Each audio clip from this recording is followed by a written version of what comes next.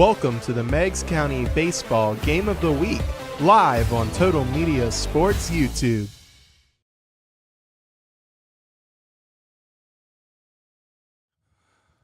All right, good evening, everybody. Welcome to Meigs High School for our Total Media Sports broadcast tonight here on YouTube. It is the Meigs Marauders hosting the Athens Bulldogs. So let's go ahead and look at the batting order for the Meigs Marauders. Brian, I'll let you do that, and I'll do the Athens Bulldogs. All right, leading off for the Marauders will be number 4, Bryce Butcher, playing in right field. In the 2 spot, number 22, Jake Martin, behind the plate catching. Batting third, number 29, Brady Hawley, playing first base. In the cleanup spot, number 26, Brody Fackler on the mound. Number 5 batter will be number 6, Addison Whitlatch, playing second base. In the 6th spot will be number 20, Mason Qualls at third base. Batting 7th, number 3, Chase Dawson in center field. Batting 8th, number 11, Brady Davis at shortstop. And in the 9th spot will be number 10, Lincoln Thomas, who is the DH tonight for the left fielder, Ashton Newsom. All right, for the Athens Bulldogs, they'll start out leading off Justin Bennett. He'll be pitching tonight. In the 2 spot, Landon Baker, the center fielder. In the 3 spot, Easton Newsom. He'll play shortstop tonight for the Bulldogs. Number 22 at first base, Dawson Kennedy. In the 5 spot will be David Sharp. He'll be your catcher tonight. In the left field, it'll be number 4, Brady Wharton. Number 33, and we'll pause for the national anthem. We'll stay right here.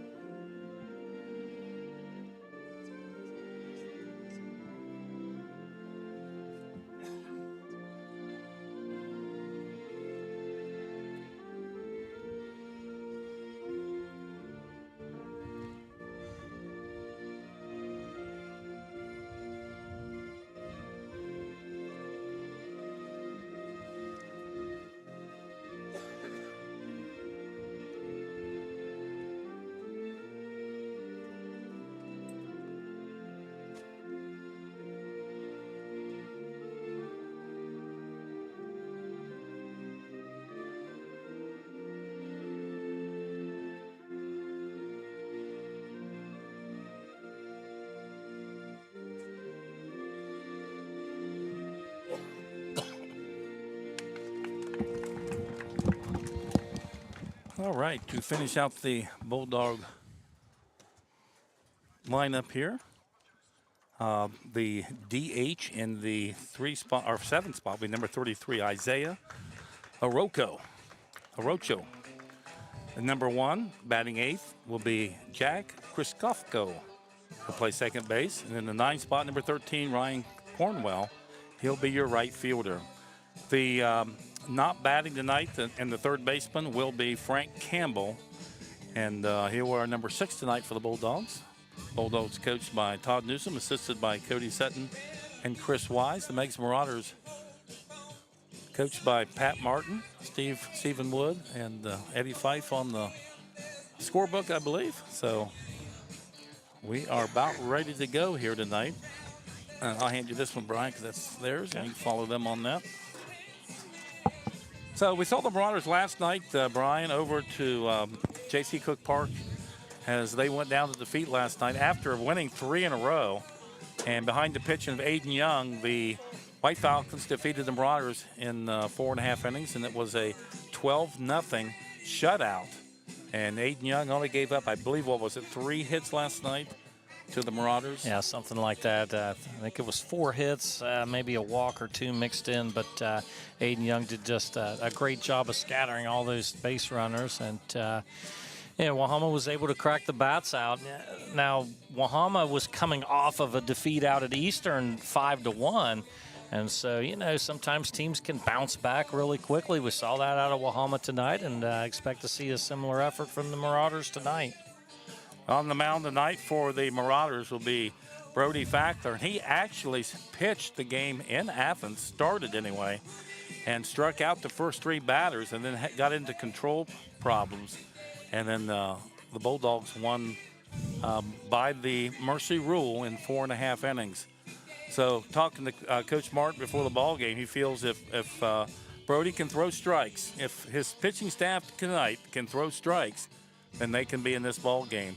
And I believe they faced Justin Bennett, so it's the same matchup tonight. We're ready, Terry. Terry Ringer behind the plate always does a great job. All right, we are ready to go. And stepping in is Justin Bennett. Leadoff man, where's number 3, is the left-hander.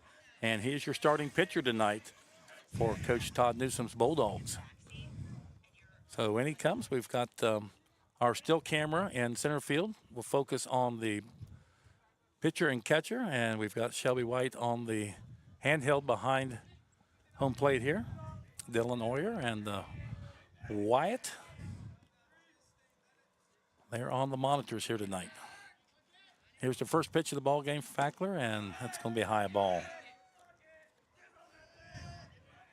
So 1 ball and no strikes. Brian, it couldn't be any more perfect than it is tonight. A little bit of wind. We need a little bit tonight because it's so warm. Yeah. I think it's about 81 here tonight. Cloudless sky and now an 0-2 count to Bennett. That one was low. Yeah, just a bright, sunny afternoon, perfect weather. Nice night for baseball. There's going to be a nice pitch on the inside part of the plate. And, Brian, he had some speed on that one. That really snapped the mitt of Martin. Yeah, good pop on that one. And Bennett, if he gets one in a similar spot, I'd say he'll probably pull the trigger. So that makes it 2 balls and 1 strike. Fackler's pitch. It's going to be low in the dirt, so it's a 3-1 count. Leadoff man Justin Bennett here in the top of the first inning. Athens won the first one in Athens in 4.5 innings. Fackler gets his signal from Martin. Here's the 3-1 pitch to Bennett. And there's a called strike. A nice pitch on the inside part of the plate once again. And, boy, that would have been a tough one for Bennett to swing at there. Full count, 3-2 now. Yeah, he's pitched a couple fastballs just right in that inside corner. Just really hard to get the hands around on those. Here's the 3-2 pitch. And he struck him out. Same location, Same location, wasn't it? Exactly the same location. All 3 strikes were right there on the inside corner. And Bennett shaking his head a little bit. I think he disagreed. But too close to take, Brian. With 2 strikes, yeah, you have to protect on those types of pitches. And it only takes a sliver of that baseball to hit that 17-inch corner there. Bennett took 5 pitches. He didn't swing the bat 1 time. Landon Baker at the plate now, center fielder. Easton Newsom on deck. Fackler starts the game as he did in Athens with a strikeout. There's a shot, foul ball down the right field line out of play. And I tell you, Fackler is throwing some good fastballs, Brian. Yeah, he's got some good velocity here in the early going. And as you mentioned, it's just all about the location. When he's spotting them in the right place, he's working well. Here's the pitch. That's going to be a high ball. 1 ball, 1 strike. Here we're here in the top of the first inning. This is a Total Media Sports YouTube production. Brought to you by Home National Bank and the Fraternal Order of Eagles, Aries 2171. Thank you so much for sponsoring high school baseball. Here's a swing and a miss. That one low in the dirt out of the strike zone, but Landon Baker takes a swing. And now Fackler ahead in the count. 1 ball and 2 strikes. 1 out here in the top of the first. Athens at Meigs here on Total Media Sports YouTube. Martin hangs the signal. Here's the pitch. And struck him out. Going to have to throw him. Martin can't pick it up. And boy, oh boy, tried to pick it up with his glove. And that's something you never do. You pick it up with your bare hand and you throw him out. And that did not happen. So that's going to be an error on the catcher. And instead of 2 outs, now there's a man on first. And 1 out. Yeah, that's one of those things you don't even think about it. You just, head over there, pick it up, throw him out. Well, but he tried to pick it up with his glove, and it didn't stick in his glove, and then away he went. 1 out. Throw over, not in time, but relatively close. as Fackler makes a good move. Should have been back-to-back strikeouts, but not to be. Easton Newsom at the plate. He's another lefty. And he's the shortstop. Where's number 12? Fackler takes a peek at first base. Baker going to draw another throw, just a token throw over. Fackler's going to climb back onto the mound. Newsom will step in. Dawson Kennedy on deck, the first baseman. We're here in the top of the first inning. Bulldogs, after the error by Martin at first base, is Baker. Called strike.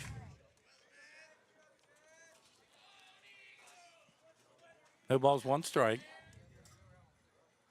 As that was actually the first pitch to Newsom after a couple throwovers to the first base, alerting Landon Baker that Fackler knows he's there. From the stretch, here's the 0-1 pitch. Runner goes, swing and a miss. Throw down by Martin, not in time. And that's a stolen base for Landon Baker. Excellent jump by Baker. It would have taken really a perfect throw to get him.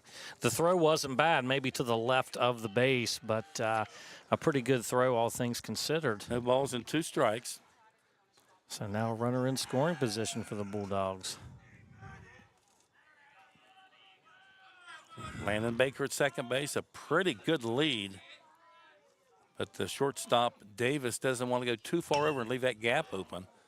There's a ball into deep center field, picked up there by Dotson, and should be out of the inning, but is not. So that's a fly out to 8. That'll bring the cleanup hitter and first baseman Dawson Kennedy to the plate. With 2 out, Landon Baker at second base, reached on an error on a strikeout. That was a nice throw in by Dotson as well. Yep. As Baker didn't even think about tagging up as soon as the catch was made, the throw came in, and it would not have been a close play at 30 to have him easily. And Chase Dotson's got real good range and picks the ball up real quickly off the bat. That one's high in the strike zone of ball. David Sharp, the catcher, on deck. Dawson Kennedy at the plate with here in the top of the first inning. No score, 2 out. Bulldogs, Landon Baker at second base. Fackler to Kennedy. Took a little bit off of that one, the ball high. Looked like a curveball that just stayed up there, Brian. It did not do a thing. Right, it didn't really break. Sometimes early in the game, you're trying to get a feel for some of those off-speed pitches. Fackler from the stretch. And the 2-0 pitch. Runner goes. Throw down to third. Not in time. Qualls with a tag. But there ahead of the throw once again was Landon Baker, his second stolen base. Now the Marauders got to be careful with any type of pitch in the dirt that gets to the backstop. Anytime you get to third base, things can happen. All right, 2 balls and 1 strike to Dawson Kennedy. He's a righty. Fackler's going to work from the stretch. Gets his signal from Martin. Here's the 2-1 pitch. Curveball for a called strike. Well, that was a nice pitch there on the outside part of the plate and breaking nicely. Yeah, he's, again, we mentioned he spotted those pitches right in that location very well on the fastball, and he's looking for one more here. 2 balls and 2 strikes at Dawson Kennedy. 2 out, Landon Baker at third base. No score in the ball game here in the top of the first. Here's the 2-2 pitch to Dawson Kennedy. Took a lot off of that one and just missed outside. And now 3 balls and 2 strikes. Very close, just a hair off the plate there. Trying to get a little bit of a chase on that one. 3 balls, 2 strikes, 2 out, runner at third. Fackler and the Marauders trying to get out of the inning unscathed. Here's the 3-2 pitch, and it's a dandy, and he struck him out.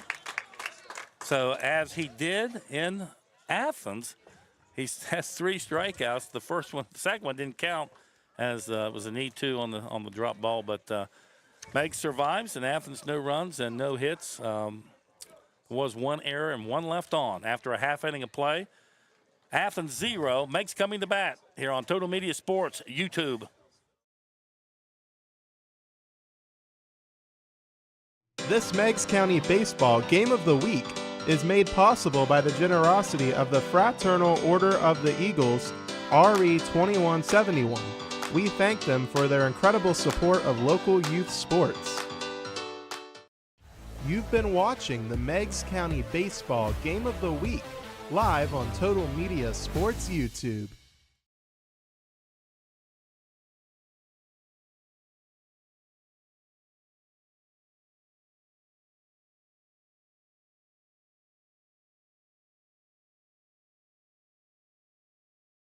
All right, welcome back. And for the Meigs Marauders, it will be Bryce Butcher, the right fielder, Jake Martin, the catcher, Braden Holly, I should say, in the 3 spot, Factor in the 4 spot. Round the outfield for the Bulldogs, Brady Wharton in left field, Landon Baker in center, Ryan Cornwell, in right field. Frank Campbell at the third base, Easton Newsom at shortstop, Jack Kriskofko at second base, Dawson Kennedy at first, David Sharp behind the plate, and on the mound tonight for the Bulldogs is number 3, Justin Bennett. So that is Campbell right there, Brian. I know I didn't write it real well, but we'll rewrite it for you there. All right, the Marauders going to have to come out and get their bats going. Not so good last night, but it's a new night, and anything can happen if you're swinging the bats. Yeah, good start on the mound. A clean inning for Justin Bennett. And so now you want to take advantage of that if you're the Marauders and jump out and take the lead here. Make Athens think about it a little bit. For the Marauders, we could see play from number 2, Logan Smith, number 8, Isaiah Arms, number 9, Cooper Jude, Aiden Pierce, number 12, and Sam Mundy, number 33. So we're ready to go. Bryce Butcher will step in. He's the right fielder, followed by Jake Martin, the catcher. Plate umpire tonight, good friend of mine, Terry Ranger, always does a great job. So here we go. Meigs in the bottom of the first inning. Justin Bennett on the mound. And here's his first pitch of the ball game. And swinging is Butcher down the right field line, out of play, I believe. That's a dead area for us. Yes, it was not caught, so foul ball. It looked like the first baseman, that would be Dawson Kennedy, had a beat on it, but he just couldn't quite get to it as you have a nice little wide open foul territory there down the first base line. I think he's also looking right into that sun. Yeah. All right. Here's the 0-1 pitch. Low ball. 1 ball, 1 strike. The sun was something we really was begging for in the last couple of weeks. Yeah. Now it's here. Right. Now I'm not so sure. It was nice last night with the overcast skies, sitting outside, watching the ball game, calling the game. Very enjoyable. And his pitch, and that's popped up out of play also. Brian, you're in charge of foul balls. I'll tell you what. At us. I think it was last year at Star Mill Park. I had one pop come down and hit me right on the top of the head. I was hit one night at a softball game, right on the button on the hat, on my cap, the button, on the top of a ball cap. And that really hurt. Yeah, if you don't forget. So now whenever there's a foul ball, I'm finding that thing, making sure I get it out of the way. Last pitch out of the strike zone, 2 balls and 2 strikes to Bryce Butcher. Justin Bennett on the mound for the Bulldogs. Here's Bennett's pitch. Oh, I believe it hit him, and it did in the left shoulder. So hit by pitch. So it hits the batsman. We'll put Bryce Butcher at first base. Well, Marauders get the leadoff guy on. However you get it as you get it. Yeah. As long as you got base runners. Okay. Now, coming up, a very, very good part of the batting with Martin, Holly, and Fackler coming up. So let's see if they can manufacture some runs, or at least 1 run to take the lead. No score here in the bottom of the first inning. You're listening and watching Meigs Athens Baseball here on Total Media Sports YouTube. From the stretch, squares to bunt. He's going to take a strike. Now, if you remember last night, Brian, we saw the same thing, except the ball was out of the strike zone, and the runner at first base for the Marauders was thrown out by Cyrus Rickard on a beautiful throw. Tonight he takes it for a ball, so no balls and 1 strike. Decent lead by Butcher at first base. Jumps off a little bit more as his secondary lead. That one's in the dirt, a ball. 1 ball and 1 strike. 320 down the lines, 340, 330 in the right center, 325 in left center, 345 just straight away. Ball does carry the left field here very well. Squares the bunt again. That's going to be a pop-up, and Bennett pulls it in, almost a double play, but hustling back very smartly was Bryce Butcher. And it looked like Athens had a shot at it there, but the first baseman was moving on the play, and so did not get a chance to have a cover. Yeah, well, actually, at first base. he and Bennett, Kennedy and Bennett almost collided. Yeah. So Brady Wharton, or excuse me, that would be the second baseman, Jack Kristofko, came over to cover, but too late. All right, stepping in is Braden Holly, with Butcher still at first base. There's the bunt down the first base line, and an easy out. Bennett to Kennedy. 1-3. That'll bring up Brody Fackler. So they're counting on Fackler to deliver the hit, Brian, to bring Butcher around from second base to manufacture that 1 run if they can get it. Yeah. Let's see what happens. Yeah, you're trying to get the first bunt down, of course, and then you got 2 chances. Now, getting the second bunt down, you get 1 chance at the hit here. Here's the first pitch to Fackler. And a shot in the center field, but right at the center fielder, Landon Baker with good speed. And so that'll be a line out to 8. And for the Meigs Marauders, no runs, no hits, no errors, and 1 left on. After 1 complete, Meigs 0, Athens 0, here on Total Media Sports YouTube.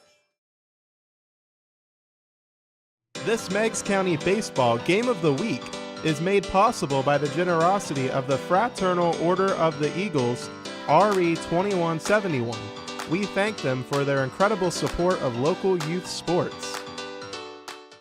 Crank it up with the Pure Rock Radio Network, your home for classic rock that really rocks. Tune in to Pure Rock 105 and Pure Rock 99.5 for the greatest hits, local sports action, and your favorite morning crew, Porter's Place, featuring Rodney Porterhouse Tomlin, comedian Jay Snide, and the HR chick, Tanya Hatton. From Bobcats football and basketball to unbeatable giveaways, we've got your back. Pure Rock Radio Network, where local voices meet legendary rock. Pure Rock 105 and Pure Rock 99.5. Turn it up.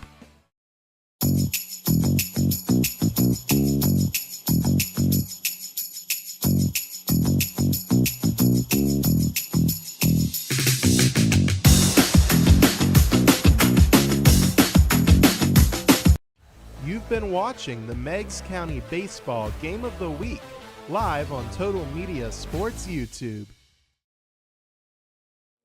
All right, welcome back to the top of the second inning. For the Bulldogs, it will be David Sharp, Brady Wharton, and Isaiah Arocho. All righty. Good first inning for both teams. Neither defense allowed a run, so we're going to move into the second inning. No score. Yeah, one thing, Fackler, as mentioned, put a good charge in that one, Rick. It just was hit right to the center fielder, but he hit it hard, did all he could there, and that's just one of those things. You can't aim it. It was right at Baker. Didn't have to move, but it was a hard-hit ball. David Sharp steps in. And, Brian, with the way Fackler's throwing that fastball, if he can maintain this control, he's going to be tough to hit. That one in the dirt, a ball.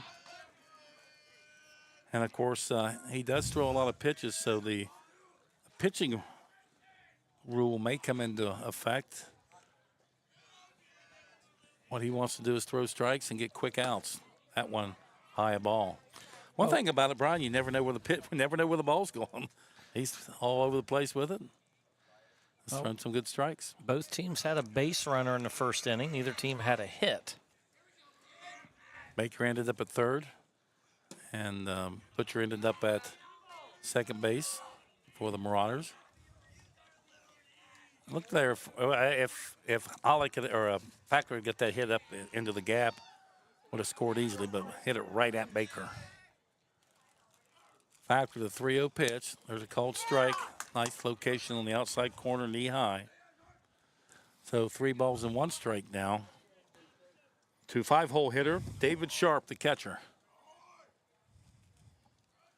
I'll tell you something that I did not know.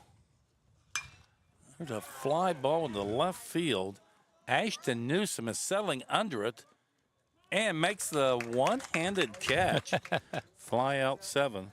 All right, I was talking to Coach Martin, and high school baseball in league play does not have courtesy runners for the pitcher or catcher, and if they agree to it in non-league games, they do.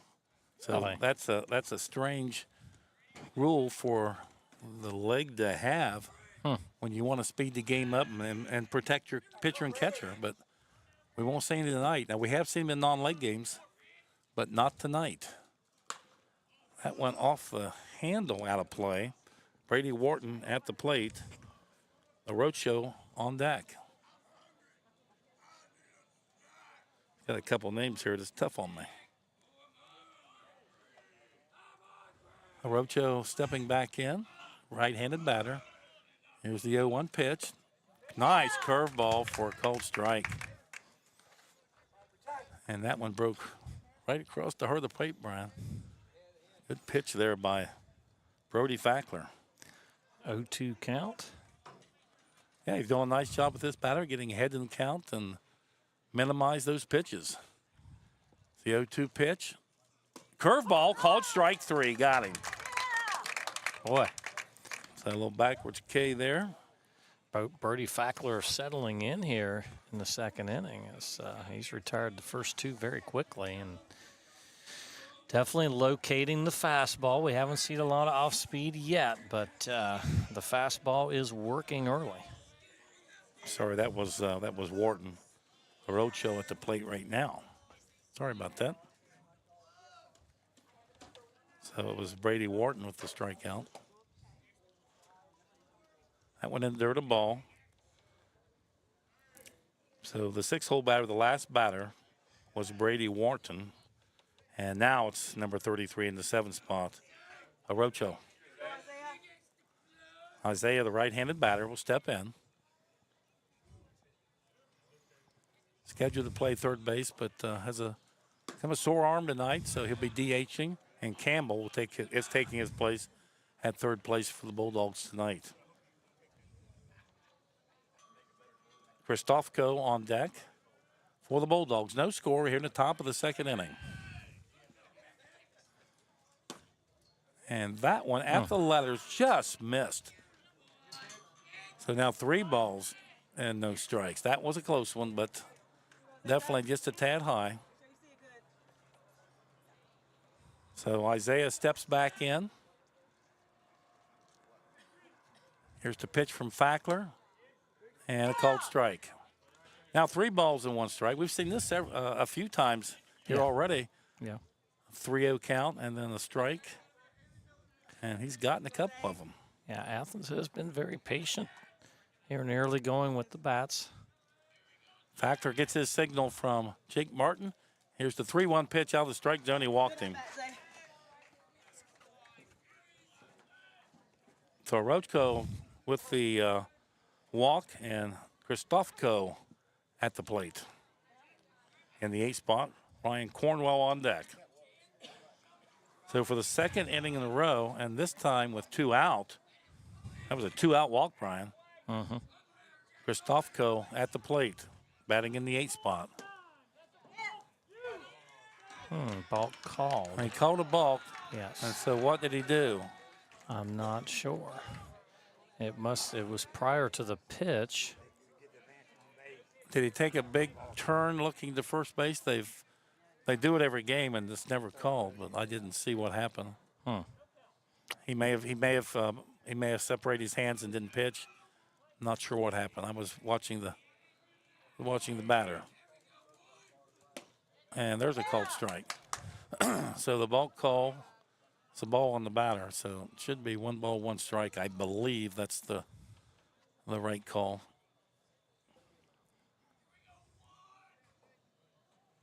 They actually called the ball before the pitch. So I'm not sure what the baseball rule is, but we'll find out here shortly. Bill's got it as 0-2 now. Let's see what Terry puts up on his hands. He's not going to help us out. I believe he called no pitch. So I think the count is 1-1. He called a dead ball. Yeah. Ball. Okay. A fly ball to left field. Newsom coming over. They can get out of the inning with a catch, and he got it. So fly out 7, and for the Bulldogs, no runs, no hits, no errors. There was a walk and 1 left on. And after 1 1/2 innings of play, no score in this ball game. You're listening and watching Total Media Sports YouTube. This Meigs County Baseball Game of the Week is made possible by the generosity of the Fraternal Order of the Eagles, RE 2171. We thank them for their incredible support of local youth sports. You've been watching the Meigs County Baseball Game of the Week live on Total Media Sports YouTube.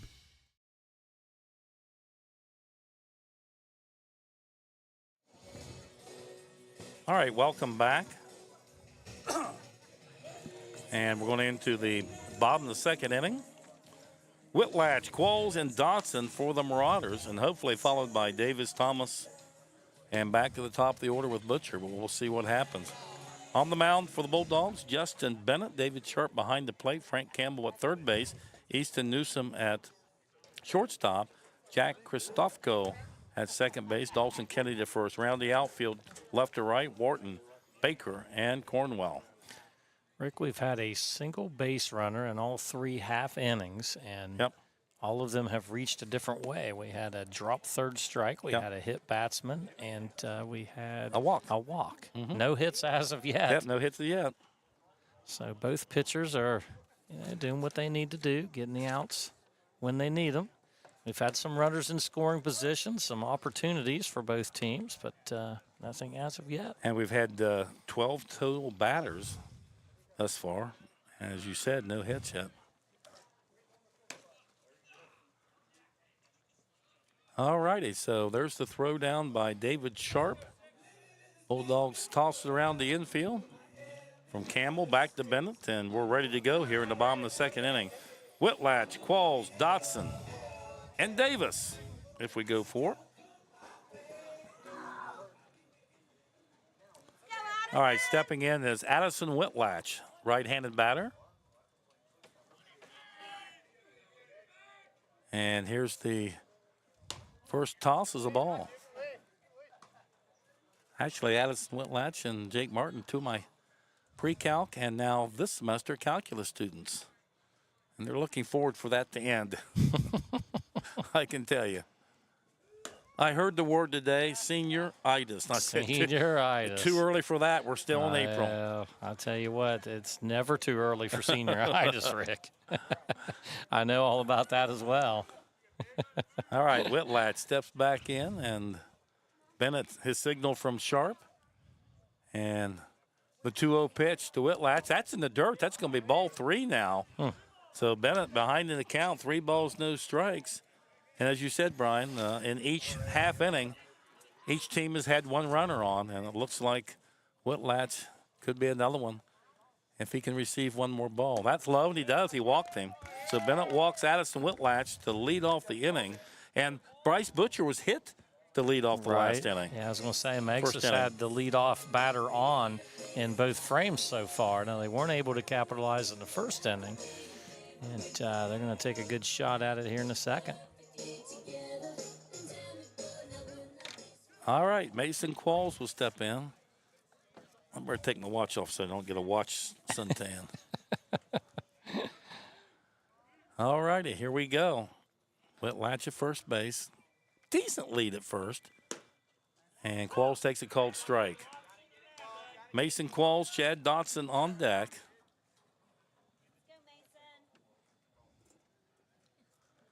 It's a pretty healthy little lead down there, Brian.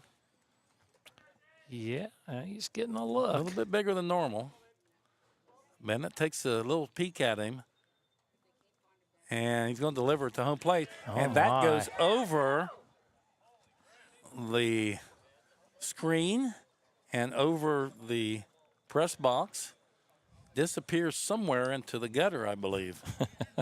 Well, obviously that'll allow, as in bowling, Whitlatch. you call it a gutter ball. Whitlatch heads to second, and so Meigs gets that runner on second with nobody out.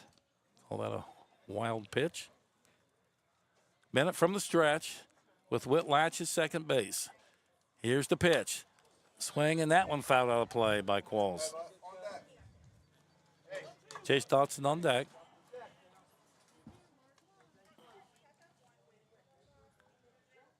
One ball, two strikes, nobody out here in the bottom of the second, no score.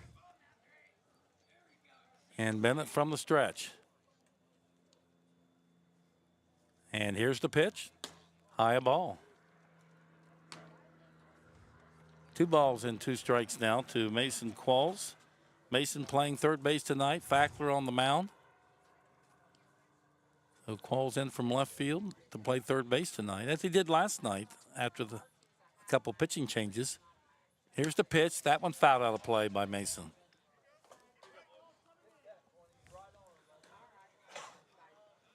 All righty. 2 balls, 2 strikes. Nobody out here in the bottom of the second inning. No score.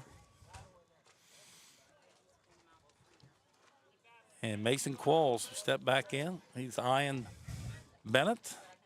Bennett takes a peek back at Whitlatch. Still looking at Whitlatch. And here's the delivery.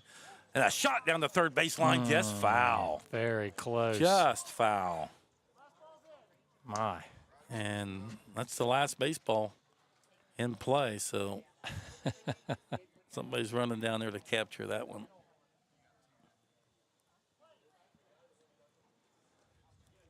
All righty. 2 balls and 2 strikes to Mason Qualls. Here's the pitch. Swing and a miss and struck him out. Healthy cut there by Mason. You thought maybe after, see, I don't know if he had 2 strikes on him after the wild pitch or not. I think it was just 1. Thought maybe we might see maybe a sacrifice bunt. I can't remember if there were 2 outs or 2 strikes or not. Stepping in is Chase Dotson. Remember, the first one was on. Meigs attempted bunts and did get one right out of the 3-hole hitter, Braden Holly. Swing and a miss. Nice location there by Bennett. Just above the knees. No balls, 1 strike, 1 out. Whitlatch at second base, reached on a walk to lead off the inning. Qualls with a strikeout. Now Dotson at the plate and way out in front of that one. That makes it 0-2 now. So we'll see where Bennett fires this one. Is he going to do some chin music or try to throw one low and outside? Bennett from the stretch. Here's the 0-2 pitch. And there's a little number to the right side. Bennett's going to pick it up. Whitlatch is going to be able to get to third base. So now David Sharp's going to have to watch for anything that gets by him. Meigs backstop, not real deep, Brian, and it's made out of brick, so the ball's going to bounce as you look at it. Could bounce anywhere. It's really a rough surface. At the plate is Brady Davis, the senior. Right-handed batter.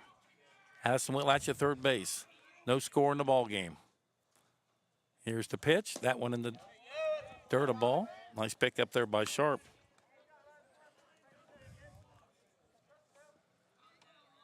One ball, no strikes. Meigs looking to get Whitlatch across home plate. And any way it can be done. Here's the 1-0 pitch. It's going to be a cold strike. That was a pretty good pitch there, Brian, from Bennett. Excellent location. Yeah, I tell you, both pitchers really, we've mentioned spotting the fastball so well on that outside corner to righties. Very difficult to do anything with it. Here's the 1-1 pitch. A foul tip into the catcher's mitt. Strike 2. 1 ball, 2 strikes, 2 out. Will Latch at third base. Reached on a walk. And has made his way all the way around to third on a wild pitch, and then a ground ball back to the pitcher, which he advanced to third from second. And there's a backwards K called strike 3. And that'll do it for the Marauders. They get for the second inning in a row. They get the leadoff man in. Stranded Butcher at second base in the first inning. Stranded Whitlatch at third base. And for the Marauders, no runs, no hits, 1 left on. And after 2 complete, here at Meigs High School, no score. You're listening, watching to Total Media Sports YouTube. This Meigs County Baseball Game of the Week is made possible by the generosity of the Fraternal Order of the Eagles, RE 2171. We thank them for their incredible support of local youth sports. Ready for a movie night? Head to Silver Screen 7 in Gallipolis. With 7 screens showcasing the latest blockbusters and fan favorites, there's something for everyone. Enjoy comfy seats, affordable tickets, and fresh, buttery popcorn that hits the spot. Located at 1284 Jackson Pike, it's your local destination for cinematic fun.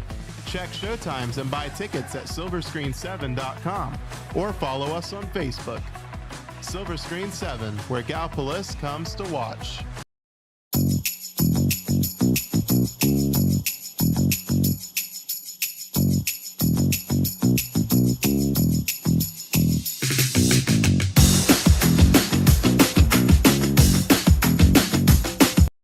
You've been watching the Meigs County Baseball Game of the Week live on Total Media Sports YouTube. Okay, we head to the top of the third inning.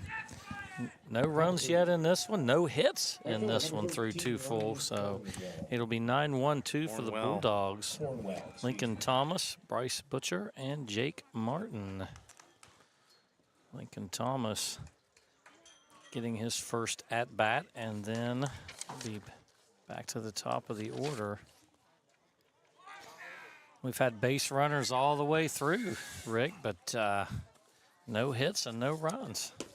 Yeah, both pitchers doing a nice job. There's been a couple walks and hits batsmen, but for the most part, much better effort from Fackler in this game here. Doing a nice job. And Fackler with a strike on the first pitch. Swing and a miss, as it is Ryan Cornwell. Yep, the right fielder, wearing number 13 for the Bulldogs tonight. So Ryan Cornwell, Justin Bennett, Landon Baker. Yep. Had the paper turned Yep, around we go the back wrong to way. the top of the order. So Fackler has an 0-2 count here to Ryan Cornwell. And the 0-2 pitch, right on the outside corner. Nice looking pitch, backwards K. And that is the 4th strikeout for Brody Fackler. And we've got what we would call a pitcher's duel going on here early. Now back to the top of the order, Justin Bennett. He was a strikeout victim to lead off the contest. Now batting with 1 out here in the top of the 3rd inning in a scoreless game. Fackler's first pitch high, taken for a ball. Bennett struck out in his first at bat, facing Fackler for the 2nd time. This one just a hair high as well. 2-0 now the count. 1 out here in the top of the 3rd inning. No score. 2-0 pitch taken high, ball 3. Now a 3-0 count, and we've talked about this. Both pitchers have had some 3-0 counts that they've had to battle back from. Yeah, every at bat we've had a base runner, right? One every base inning, runner. yes. Yep, 1 base runner. And Brody Fackler, to his credit, has battled back from those 3-0 counts a handful of times. He's thrown a strike each time, I believe, and that's going to be a called strike. He's going to get one right in there. And I believe Bennett went down with the backwards K in his first at bat, if you remember, Yes. on that nice inside corner pitch. Yeah, 3 of those 4 strikeouts are taking. And he's done it again. Another That's strike. a really nice fastball there by Brody Fackler. Well, we're back to a full count here. It's Justin Bennett waiting on that pitch, waiting on what he wants. And he's going to put this one in play. That's a tough one. He got it. And they get it. Yeah. Nice play. 4-3 on the That's putout. Addison Whitlatch charging, picking the ball up. I wasn't sure he was going to get him. Made a nice play, and he did get him. So Bennett is retired. 4-3. Nice play there, Addison Whitlatch. I'll give him a sticker in the morning. Landon Baker, the batter, he reached on a drop third strike. Later stole 2 bases, ended up at third base, but was stranded. Nobody on, 2 outs here in the top of the 3rd inning. Taken high. It looked like he wanted to bunt at that ball. He does have good speed, very good speed. Mason Qualls, you can see, is about 5 good steps in and on the grass and off the line quite a bit. Inside for ball 2. And Brody Fackler went 2. There was 3. That was a close one.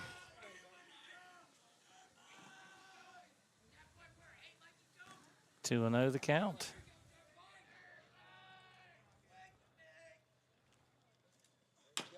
And Qualls is going to make the play here, throw to first. All right, the out recorded. Brian, 5-3. he was in. He got it on the big hop. Had he not got it on that big hop, that would have been tough. But a nice play by Mason Qualls. Perfect positioning to get that 5-3 out for the 3rd out of the inning. All right, that'll do it for the Bulldogs. No runs, no hits, nobody left. We'll head to the bottom of the 3rd inning. Still no score. This is YouTube Sports. Crank it up with the Pure Rock Radio Network, your home for classic rock that really rocks. Tune in to Pure Rock 105 and Pure Rock 99.5 for the greatest hits, local sports action, and your favorite morning crew, Porter's Place, featuring Rodney Porterhouse Tomlin, comedian Jay Snide, and the HR chick, Tanya Hatton. From Bobcats football and basketball to unbeatable giveaways, we've got your back. Pure Rock Radio Network, where local voices meet legendary rock. Pure Rock 105 and Pure Rock 99.5. Turn it up. You've been watching the Meigs County Baseball Game of the Week, live on Total Media Sports YouTube. All right, we are back. Rick Ash along with Brian Allen. We're here going into the bottom of the 3rd inning. No score. And for the Marauders, it will be Lincoln Thomas, Bryce Butcher, and Jake Martin. 9-1-2 for the Marauders. Same as what we saw with the Bulldogs in the top of the frame. Both teams matching batter for batter. Well, I tell you, this 9-hole hitter coming up in the form of Lincoln Thomas, boy, if you can get him on in that 9 spot and get to the top of the order with a man on first, you'd probably see Butcher laying down a bunt. Then you got the big sticks of Martin, Holly, and Fackler coming up. So let's see if Lincoln can find his way off onto first base. Well, the Marauders have gotten a leadoff man on in each of the first 2 innings. Stranded on second base in the first, stranded on third base in the second. And Lincoln Thomas trying to continue that streak of reaching with the leadoff man. DHing tonight. And here's the first pitch. Taken over the plate for strike 1. DHing for the left fielder Ashton Newsom, who we saw, I believe started on the mound last night, didn't he? He's had some action out in left field tonight, made a handful of catches. 0-1 pitch. And taken for strike 2. And that might have been Bennett's best fastball of the evening. 0-2 the count to Lincoln Thomas. Bryce Butcher on deck. Jake Martin in the hole for the Marauders. Justin Bennett with an 0-2 count. And here's the pitch. Swing and a miss. Lincoln got some healthy cuts in, but Bennett's going to strike him out. And back to the top of the order with Bryce Butcher. 2 strikeouts in the game for Justin Bennett. Bryce Butcher was hit by a pitch in the bottom of the first. Made it to second base, but could go no further.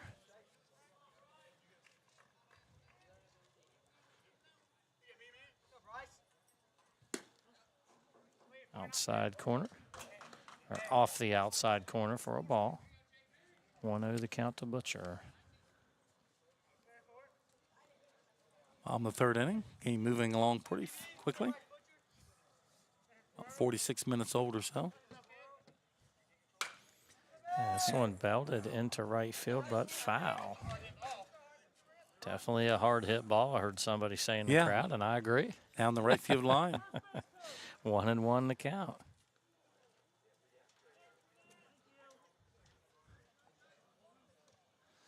And we're ready to go. 1 out in the bottom of the third inning. Nobody on for the Marauders. Not much wind tonight. Bright sunshine, clear blue sky. No score as of yet in this contest. Both pitchers really doing well. And that one hits the strike zone. Now 1-2 the count to Bryce Butcher.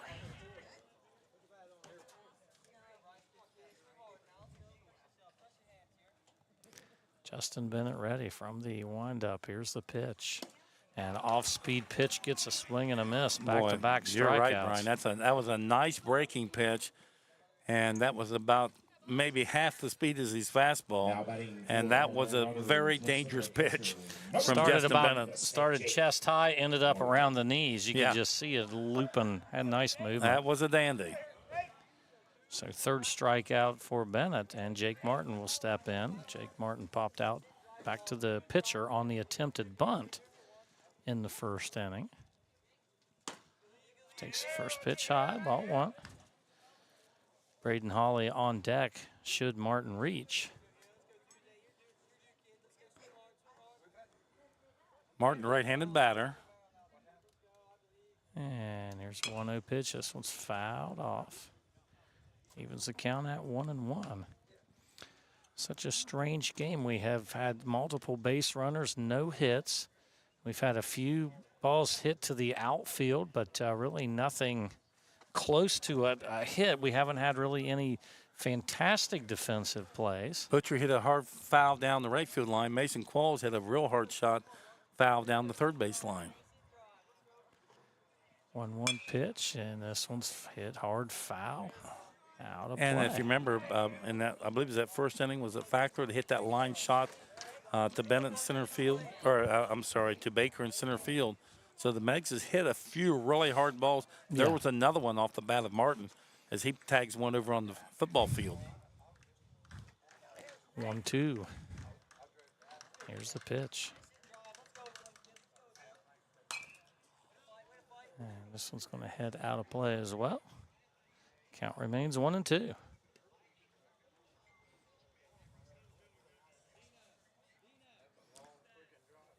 Bottom of the third inning. 2 out.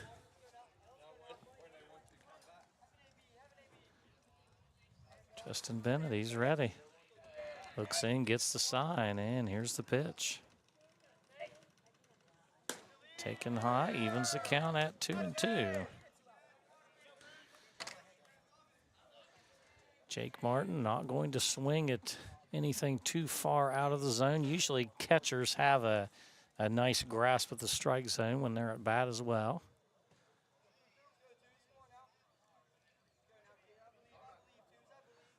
Bennett taking a little bit of time, and now he's ready. Here's the pitch.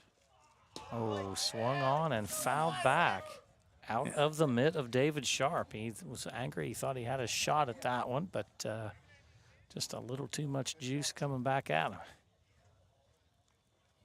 Count remains 2-2 with 2 outs here in the bottom of the third inning. No score between the Marauders and the Bulldogs. And here's the 2-2 pitch. And right Oh, there, my. another one of those off-speed pitches. Martin didn't think so. I know what Jake's thinking. It was a little bit high, and I thought so too. But with 2 strikes, you got to be swinging it bad. 3 strikeouts in the inning, and just like that, the Marauders go down in order. We'll head to the top of the 4th inning. Still no score here on Total Media YouTube Sports. This Meigs County Baseball Game of the Week is made possible by the generosity of the Fraternal Order of the Eagles, RE 2171. We thank them for their incredible support of local youth sports. Did you know Jackson is home to a locally owned and operated full-service print shop? Zip Printing covers all your print, signage, and design needs. From business cards, booklets, and posters to yard signs, banners, screen-printed t-shirts, oversized signage, and more. We can help you or your business advertise and look good doing it. Zip Printing also offers logo design. Allow us to assist you in building or elevating your brand today. Zip Printing is located in the Stockmeister Plaza at 708 East Main Street in Jackson, Ohio. So stop in or give us a call at 740-286-3023. You've been watching the Meigs County Baseball Game of the Week, live on Total Media Sports YouTube.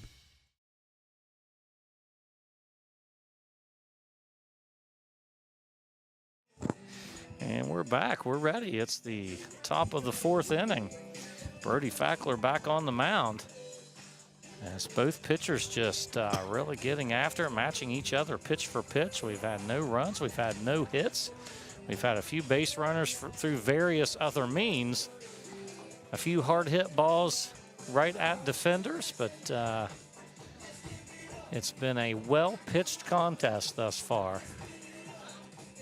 And this is what Coach Martin was looking for out of Brody Fackler, throwing strikes. And I don't think he hit a batter, and you got it on the wrong side. Oh, there we go. Yeah, so we had the error. It was a walk here. And a walk, yes. Yeah. So he's got behind in the count, I think 3 times 3-0 and gotten out of it every time. All right, so for the Bulldogs, it'll be 3, 4, 5. Easton Newsom, Dawson Kennedy, and David Sharp. Easton Newsom flew out to center field. Number 12, back in the first inning. I think Jake might be he's talking to home plate umpire about that last call. He says, it was right here, that high on your chest protector. Jake, too late. Too late to worry about that now. Yep, got to continue on. No score here in the ball game. Brady Fackler, he's ready. Here's the first pitch, showing bunt, and it gets by. That'll be taken for a ball. It was a pretty sharp breaking curveball into the dirt. And I'll tell you something, Brian, we just mentioned it a while ago, but he's getting the outs, but he is a little wild, so that it keeps the batters off balance. Right. They don't know where the pitch is coming from. Right. It could end up anywhere, and he's been really effective with it. This one's popped up in play. Addison Whitlatch settles under it, gets the play, so pop out 4, and 1 retired here in the top of the 4th inning. And that'll bring up number 22, Dawson Kennedy, first baseman, followed by David Sharp, the catcher. First baseman, number 22, Dawson. Dawson Kennedy, a strikeout victim. Back in the first inning.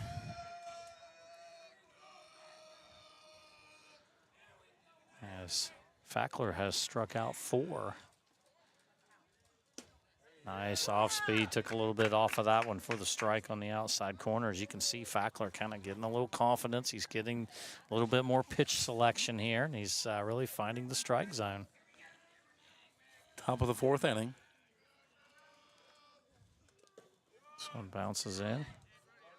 I jinxed him. Well, he's done this the entire game. He's thrown him in the dirt. He's thrown him high. He's thrown a lot of strikes, and he's really keeping the hitters off balance.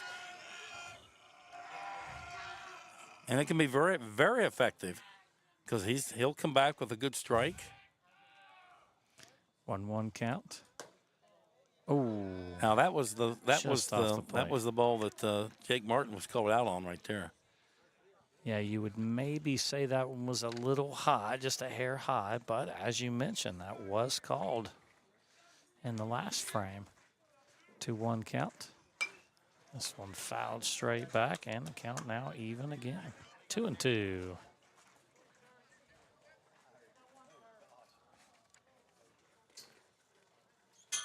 You know, Jake Martin's really framing up a good strike zone for Brody. I like watch what he does. Down on one knee, really frames it up nicely. It's a slow roller. Fackler's going to come off the mound, and oh my! Oh, but the ball dropped.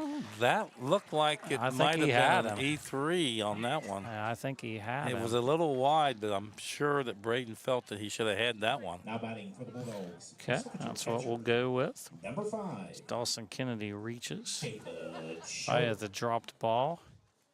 All right, let's see. We got a change here. Oh, okay, we've got the runner in. So this, by rule, this would be a pinch runner, number 16, here for the Bulldogs. Daniel Heitland.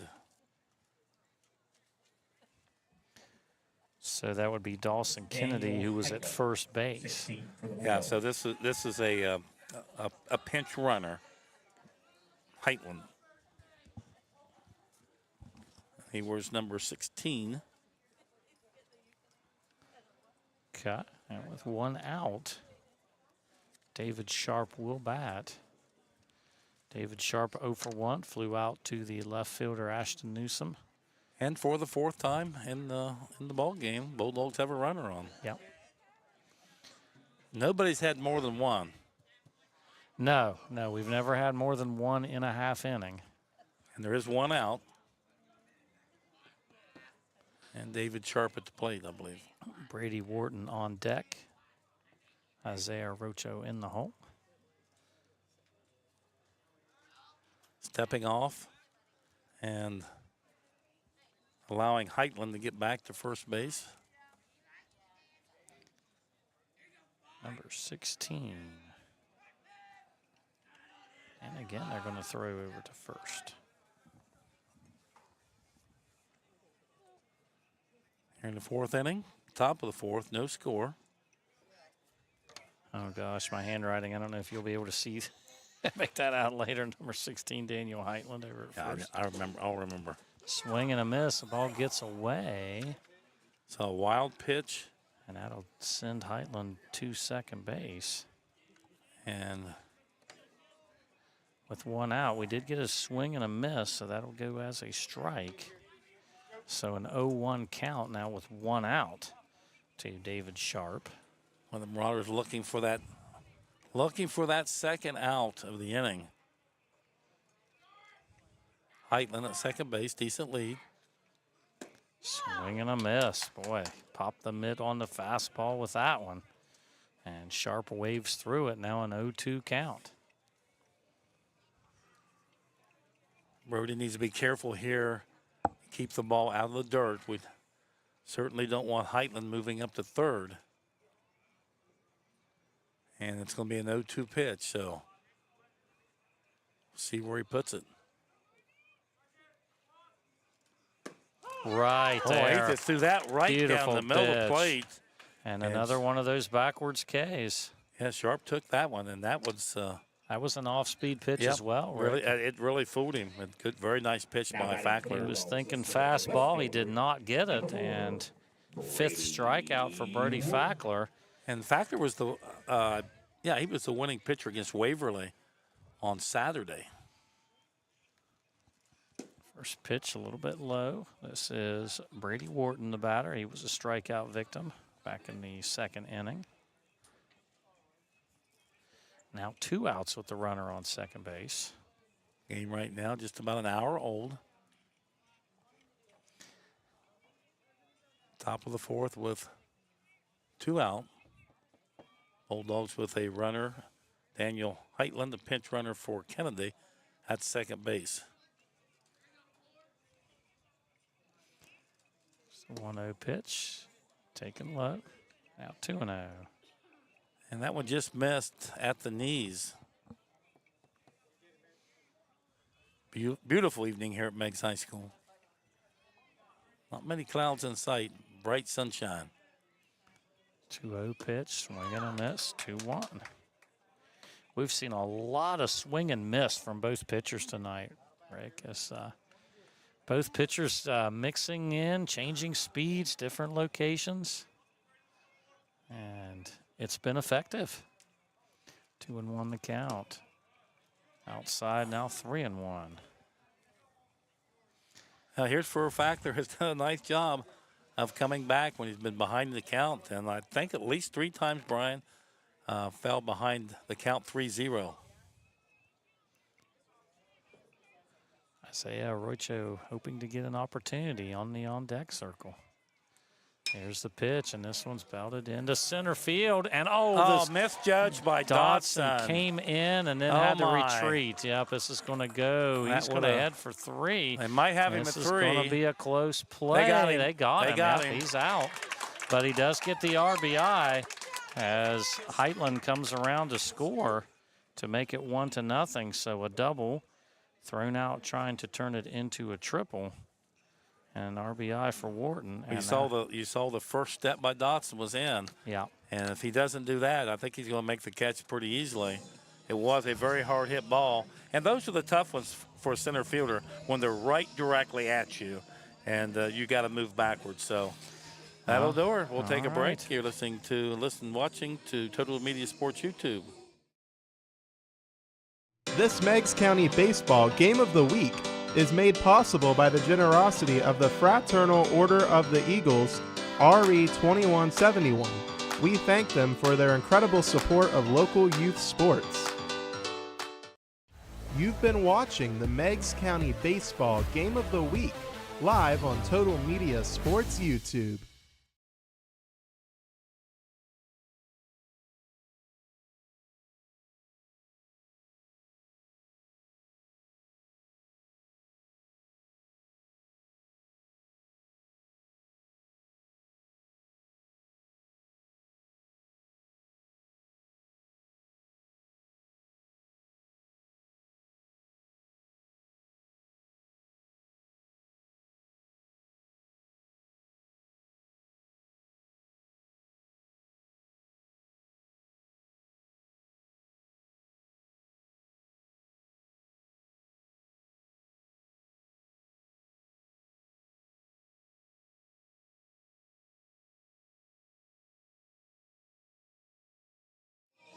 All right, welcome back to Meigs High School. Rick Ash along with Brian Allen. A beautiful Wednesday evening here.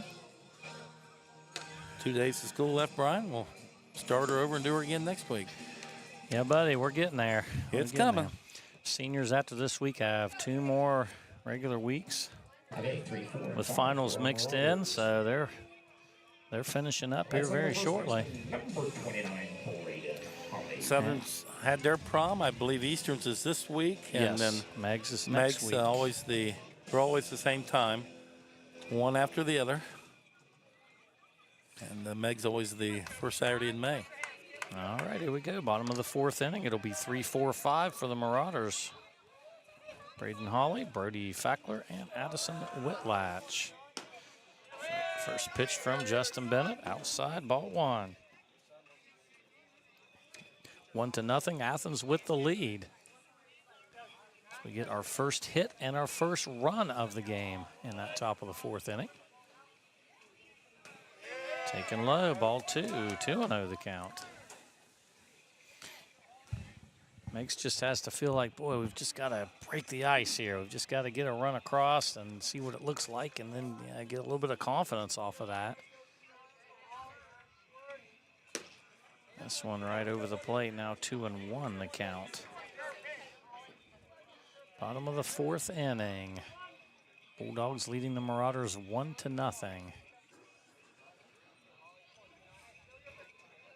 Braden Hawley 0 for 1. Grounded back to the pitcher in the 1st inning. Okay, timeout called by the batter. 2-1 the count to Braden Hawley. And he'll step back in. Justin Bennett is ready. Athens leads it 1-0. There's the 2-1 pitch. Belted in. It's Meigs' first hit of the game. Right back up the middle. Braden Holly with a sharp single. And there's one hit away from completing a run in the last inning. Let's look at our pitcher. So Braden Holly, again, the Marauders with the leadoff man. They've had the leadoff man on in 3 of the 4 innings. And they're hoping to get that one around to score. Unsuccessful on the first 2 tries. And Brody Fackler will step in. He lined out to center fielder Landon Baker. Back in the first inning, a hard hit shot with a runner in scoring position. Baker able to step in and make the catch. His first strike here on the first pitch. Addison Whitlatch on deck. Mason Qualls in the hole as the Marauders look to knot this one up. Good lead from Braden Holly. This one bounces away, and Holly takes off. He's going to take second base on the wild pitch. So Holly now on second base with nobody out. Count even at 1-1. Fackler, a good hitter. Same situation as the first inning for Fackler, but now no outs. 1-1 the count. Here's the pitch. Swung on and fouled back. As the check swing started to go, and checked his swing, fouled it off on the ball high and tight.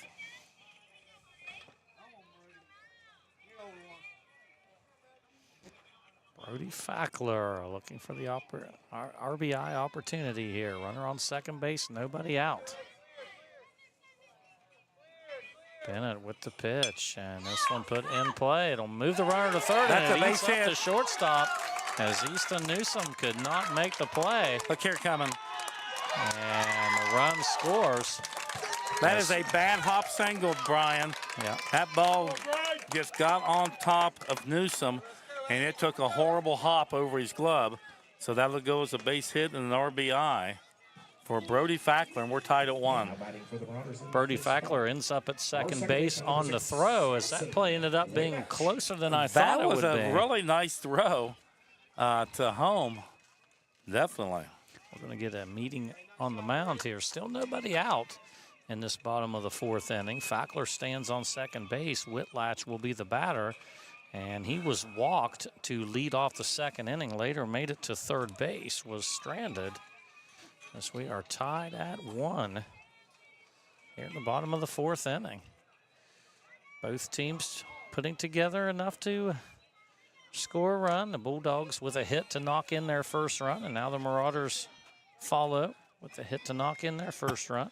Remember, Brian, we were talking about all the hard hit balls that the Marauders have had. Several were foul, and then the line drive to Landon Baker in center field back an inning or so ago. But they've hit the ball hard at times, and those were 2 hard hit balls there off the bat of Holly and Fackler. But, you know, one thing I was taught, you keep the base runner off of second base. The Bulldogs throw home, and they allow Fackler to advance to second base on the throw. Yeah. So that's just one of the things the old-timers always taught us up in Syracuse, is to keep that runner off of second base. But you see it time and time again by all teams. They always throw it ahead of the runner. And Whitlatch with a base hit right back up the middle. And they're going to send him. And, yes, the ball gets away. And nobody's going to move, but the run is going to score. And it's another RBI as Addison Whitlatch with an RBI single right up the middle. That's going to be an error on Baker. If he mishandled the ball, that's what allowed the run to score. So an error on the play also. All right, 2 hits in the inning. And I noticed, 2 runs scored. Did you notice the second baseman was guessing on Whitlatch, and he was heading for first base, and Whitlatch hit it right where he had been standing. Yeah. Mason Qualls the batter. He struck out in the 2nd inning. He belts this one's another base hit. And that's going to put runners on first and second. As Whitlatch took a hard turn, but elected to stay at second base. I'm surprised we don't see maybe a pinch runner here at second base possibly. And it is 4 straight singles for the Marauders here to start the 4th inning after no hits through 3. They get 4 straight singles. They lead 2-1. And now runners on first and second, still nobody out, and Chase Dotson, the batter. Grounded back to the pitcher. And a hard hit shot to left field. Here comes Wharton. Wharton makes the catch. Everybody moves back. Fly out 7. If he doesn't make the catch, they're going to have an easy force out of third. Yeah.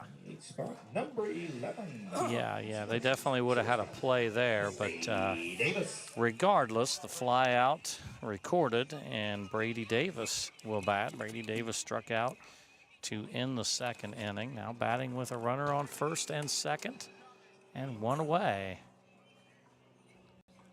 Coach Martin's going to make a change, and I'm guessing maybe a pinch runner at second is my guess, but it's a long discussion. Yeah, I think it's the batter here. And Rick, I don't see anyone Isaiah moving. Arms. Okay, that's number 8.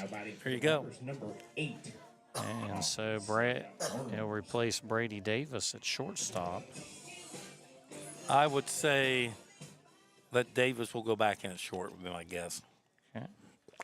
So Isaiah But we Arms, shall see. the batter. Batting with 2 on and 1 out. In the bottom of the 4th inning, Marauders leading 2-1.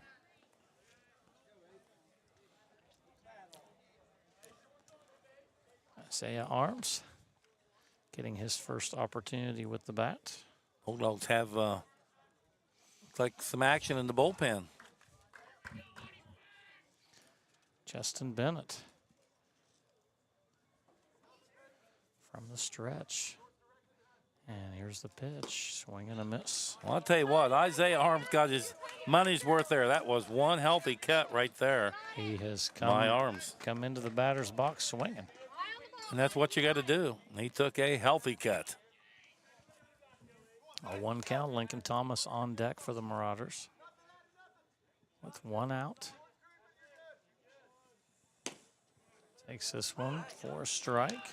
That was a very nice pitch by Bennett, outside part of the plate, knee high, and he popped the mitt of David Sharp pretty nicely there. 0-2 the count. Bennett with the pitch. Foul back. Count remains 0-2.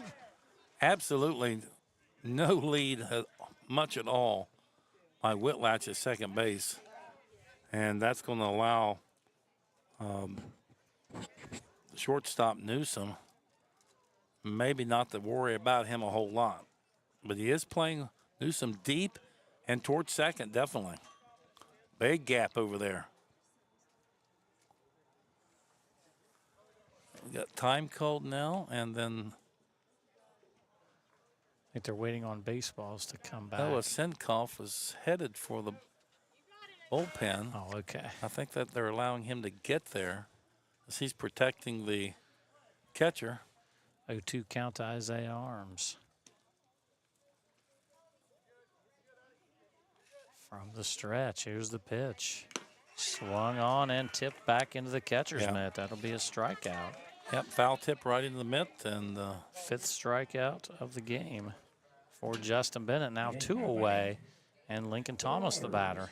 Left fielder. that's Ashton Newsom. Newsom. That's Ashton Newsom batting in the Okay. DH spot. Batting for Thomas. Oh, okay, so Ashton Newsom. They share that spot. Yes, so Ashton Newsom is batting for himself, I guess you would Right. say. Playing left field, now batting. Yes. Takes the first pitch for strike 1. All right. Well, after the 4 hits, Bennett really throwing some good strikes. Good fastballs. 0-1 count. Now 2 away in the bottom of the 4th inning. Meigs leading 2-1. Takes it low. Evens the count at 1. Brian, I'm not sure that Whitlatch would be able to score on a base hit. He's just got not much of a lead at all. Right. But with 2 outs, he'll be moving on contact. Right. So that gives a little bit of an advantage. Swung on. This is put into play. It's going to be a tough one. Shortstop is going to make the stop, but not in time on the throw. And so that'll be an infield single for Ashton Newsome. 5th hit of the inning, I believe. That loads the bases. And at the plate, the leadoff man, Bryce Butcher. Yeah, back to the top of the order. This will be the 8th batter of the inning for the Marauders. Top of the order for the Marauders. Now the base is loaded with 2 outs. Bryce Butcher is 0 for 1. He was hit by a pitch and also struck out. Only 2 runs in. The base is loaded. This is the big hit here if we can get it.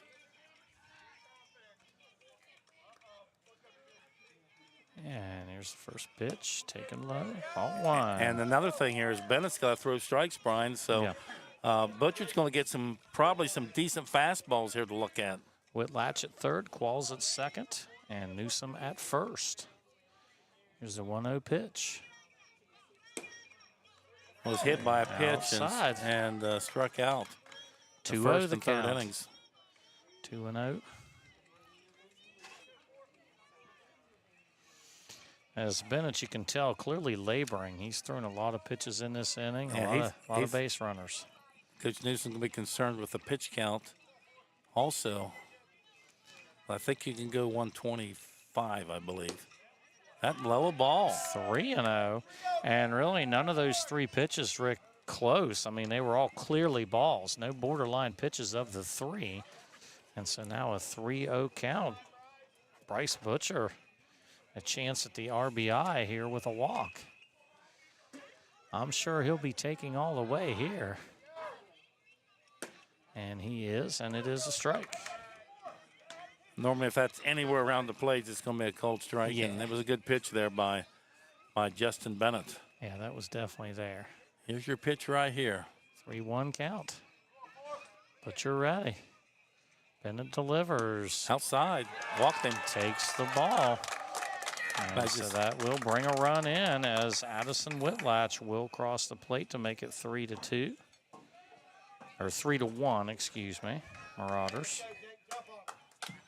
So now Meigs in the meat of their order now with 2 out.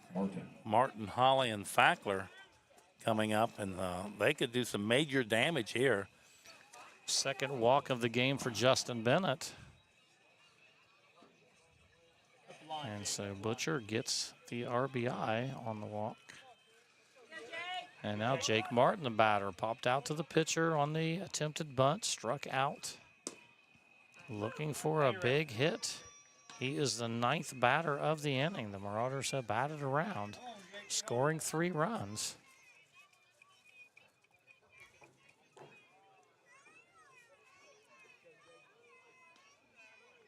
A 1 pitch. And put into play in center field, but the catch made. Landon Baker Off the end of the bat, Brian. Just didn't get anything on it. Fly out 8, so for the Marauders, they score 3 runs off of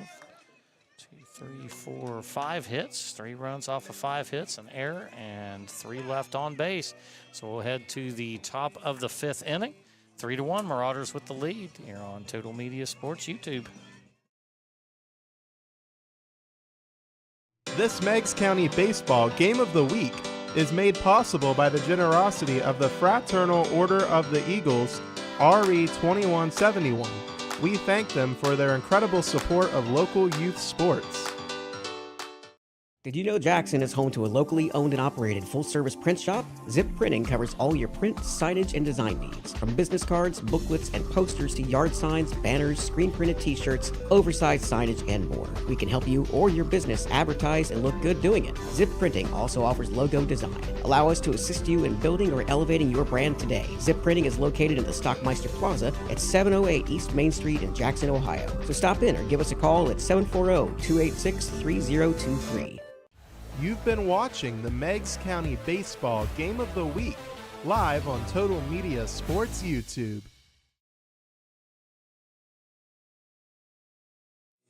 All right, welcome back.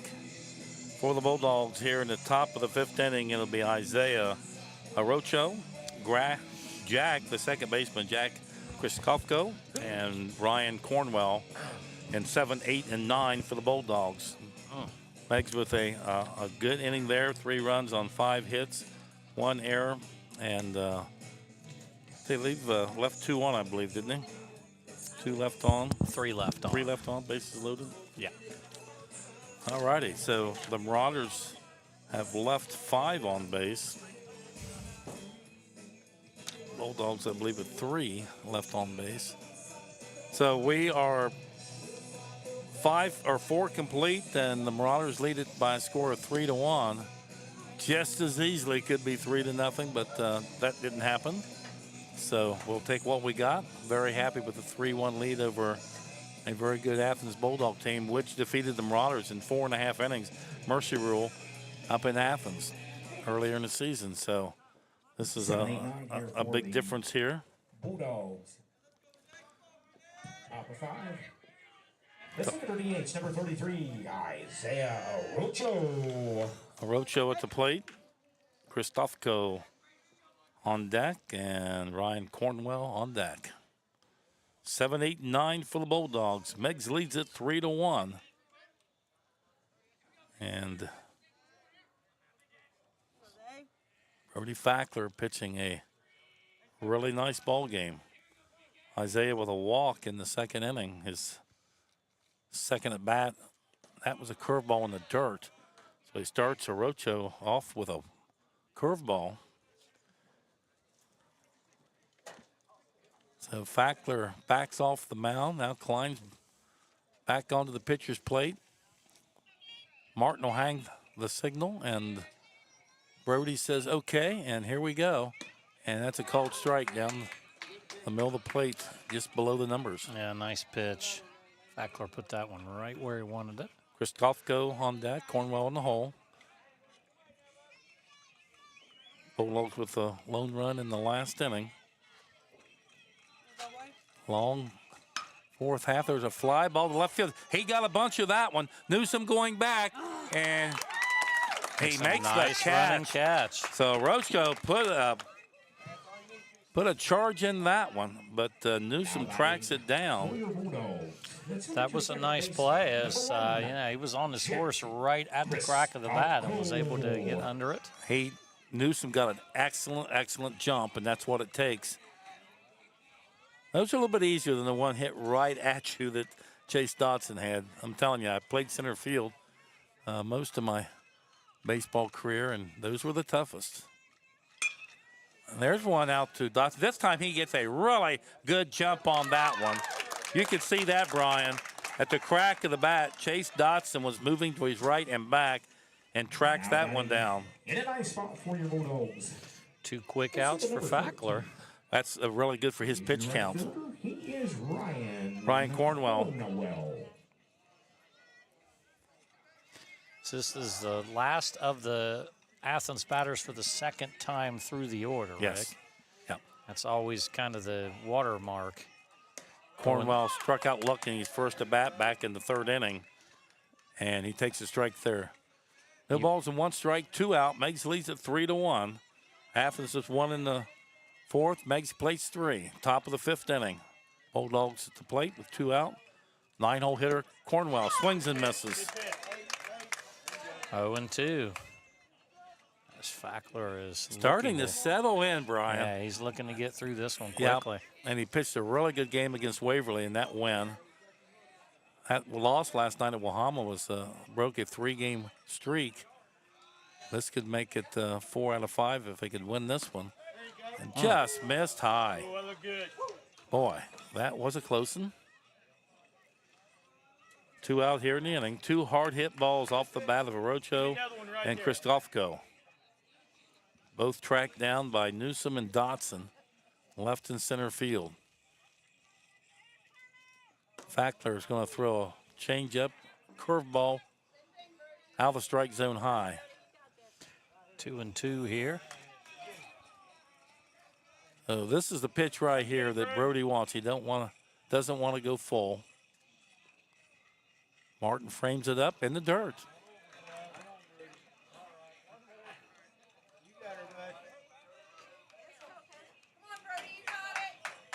So Jake's going to exchange baseballs. 3 balls, 2 strikes, 2 out. Nobody on for the Bulldogs. 7, 8, 9. 7 and 8 have been retired. Cornwell was behind in the count 0-2, and now it's a full count. And here's Fackler's pitch. And it's a good one, foul ball off of Cornwell in the box. So. Yeah, that was definitely a strike, and he just kind of hit it right off the base, right off of home plate. Fackler probably would like to put another one right where he put that one. That was a good location. Cornwell just got a bat on it and fouled it off his left side while standing in the batter's box. Once again, the 3-2 count to Cornwell. And he struck him out.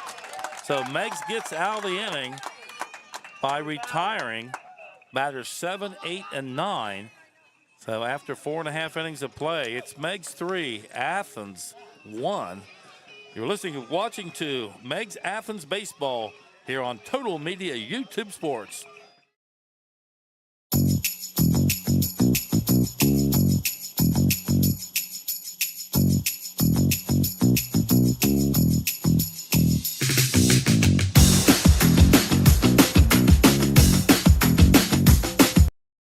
You've been watching the Meigs County Baseball Game of the Week live on Total Media Sports YouTube.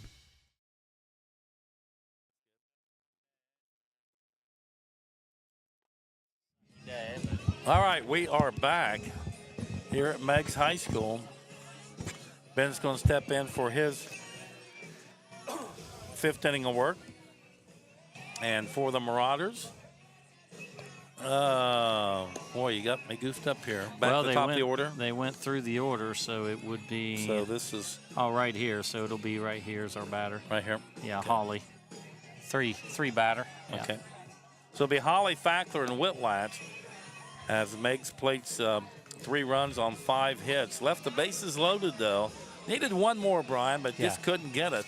Yeah, one more would have broke it open. One more hit to get a couple of runs. Maybe something in the gap, maybe get you 3 runs. But, that's the way it goes. It just seems like you're always wanting that one more hit. Well, Fackler's down, and the Meigs defense down to 6 outs. 6 Bulldog outs, and they'll win this ball game. But easier said than done. That's a long ways to go. It'll be the top of the lineup for the Bulldogs, too, yes. and it'll be the 3rd time through the order. And so that's where you start to kind of wonder, the hitters have all seen you a couple of times. That 3rd time through the order is always a challenge. All right, to the plate is Braden Holly. Brody Fackler on deck. So this is where it started last time, wasn't it? We batted around in the last inning. Yes. Right back where we started. Yep. Holly, Fackler, Whitlatch. Well, let's see if we can endure again. 4 consecutive hits, and then we ended up with another one. 5 hits in the inning. Played 3 runs. Left 3 on, though. So Braden Holly steps in. Here's the pitch. Healthy swing, the foul back. I think that actually went off the umpire's chest protector.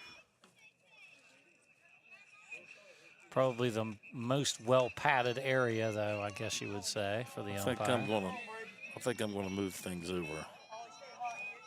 Oh, okay. And that's a called strike. Boy, that one would look like maybe outside, but he got the call on the corner. Holly's gonna choke it up, I should say. Couple inches, protect the plate. And he fought that one off. That's out of play. Brody Fackler on deck. Let's see if we can get a leadoff batter on. No balls and 2 strikes to Braden Holly, the first baseman. Holly with a base hit up the middle. His at bat in the last inning. Curveball, but he fights it off over at the Bulldog dugout. And umpire Ringer looking for some baseballs. Got one in. Bennett's got one, so we're ready to go. No balls, 2 strikes. Choking up once again, this Holly. Now he's going to call time. And wasn't happy with the way the helmet was feeling, I guess. So steps out. And if he asks for another one, he won't get it. No balls, 2 strikes out. Lead off batter here, Holly. Ground ball to short. Newsom up with it. And fires a strike over to Dawson Kennedy. So record that one 6-3 for keeping score at home. I'll bring up Brody Fackler. And Brody had a base hit. Now that was that hard hit ball at Newsom. It took that horrible hop over his head for what we call a bad hop single. But it definitely was hit hard, and it was definitely a base hit. Bennett's pitch to Fackler. Curveball for a called strike. It's a tough pitch for a righty. It really broke sharply. Started on the off the plate and broke it right across. No balls, 1 strike. What is that noise we're hearing, Brian? I think it is a feed from the softball game, Rick. I believe somebody is over there with playing the music softball game on. No, it's just people cheering, people making noise. Crowd murmur. I'm hearing something more than a crowd murmur. Sounds like a ringing. There it stopped. Boy, just missed. Did he go?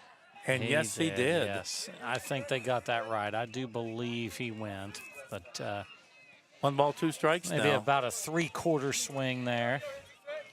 And good job of the umpire. He checked with first base, and he said it went. And that's a curveball that Fackler fights off. Now 1-2 count here. Holly led off the inning with a 6-3 ground out. Now Brody Fackler at the plate. Whitlatch on deck. Fackler with one of those 5 hits in the last inning. Bennett brings it. Ground ball just past the third baseman, and it was in the hole. So that's going to be an error on the third baseman. The left side of the Athens infield has been a little leaky in this game, Rick.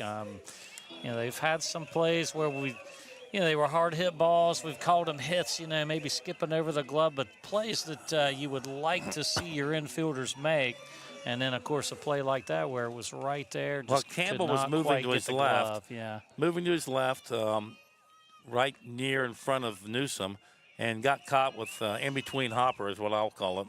But it does go as an error. But Fackler is at first base with 1 out. And Whitlatch, he grounded the ball between second and second baseman and second base in his last at bat. That was the 3rd consecutive hit of that last inning.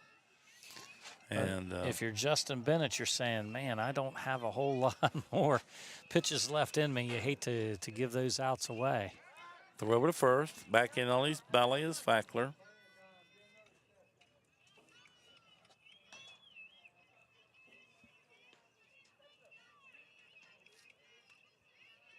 Whitlatch at the plate.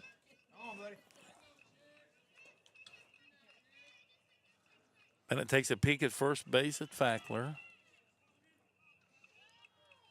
Now we'll come to the plate. Now he goes back to first base. And that is, I believe that's Cooper Jude pinch running. It's Cooper Jude at first base. Okay. Pinch running for Brody Fackler. And the Athens bullpen has stopped. They've gone back into the dugout. They've been warming up for several innings now, but they've said enough's enough, and they all went back in. 3-1 Meigs. Called strike on the inside part of the plate. Whitlatch thought was inside. Cooper Jude, the pinch runner for Brody Fackler, reached on the air at first base. Cooper with a very small lead. Here's the pitch. Ground ball right side. That's going to make it through for a base hit. Cooper Jude Oh, they're going to send him. He should come back, and he does. Yes. So good decision to get him back to second. We've seen that a couple times where the base runners have taken big turns, but then they've thought better of it and headed back to second. Yeah, he's like you'd say on the Christmas Story that I watch every year. He would have been a cooked duck at third base had he won. Chinese turkey, if you remember. Oh, I remember. Those darn bumpus dogs. With the head still on. Yeah, boy. Mason calls at the plate. From the stretch, runners at first and second for the Marauders. They lead it 3-1. Here's the pitch, curveball. That's really a nice pitch by Justin Bennett. Broke that one right off the table. Here in the bottom of the fifth inning. Meigs needs 6 outs. But right now they're worried about what's going on here in their half of the fifth. Out in front of that one. Good, another really nice pitch by Justin Bennett. He's really got Mason off balance with those breaking pitches. And he may come right back with it, 0-2 count. From the stretch, runners at first and second. Now he backs off, steps off. Runs Cooper Jude back into second base.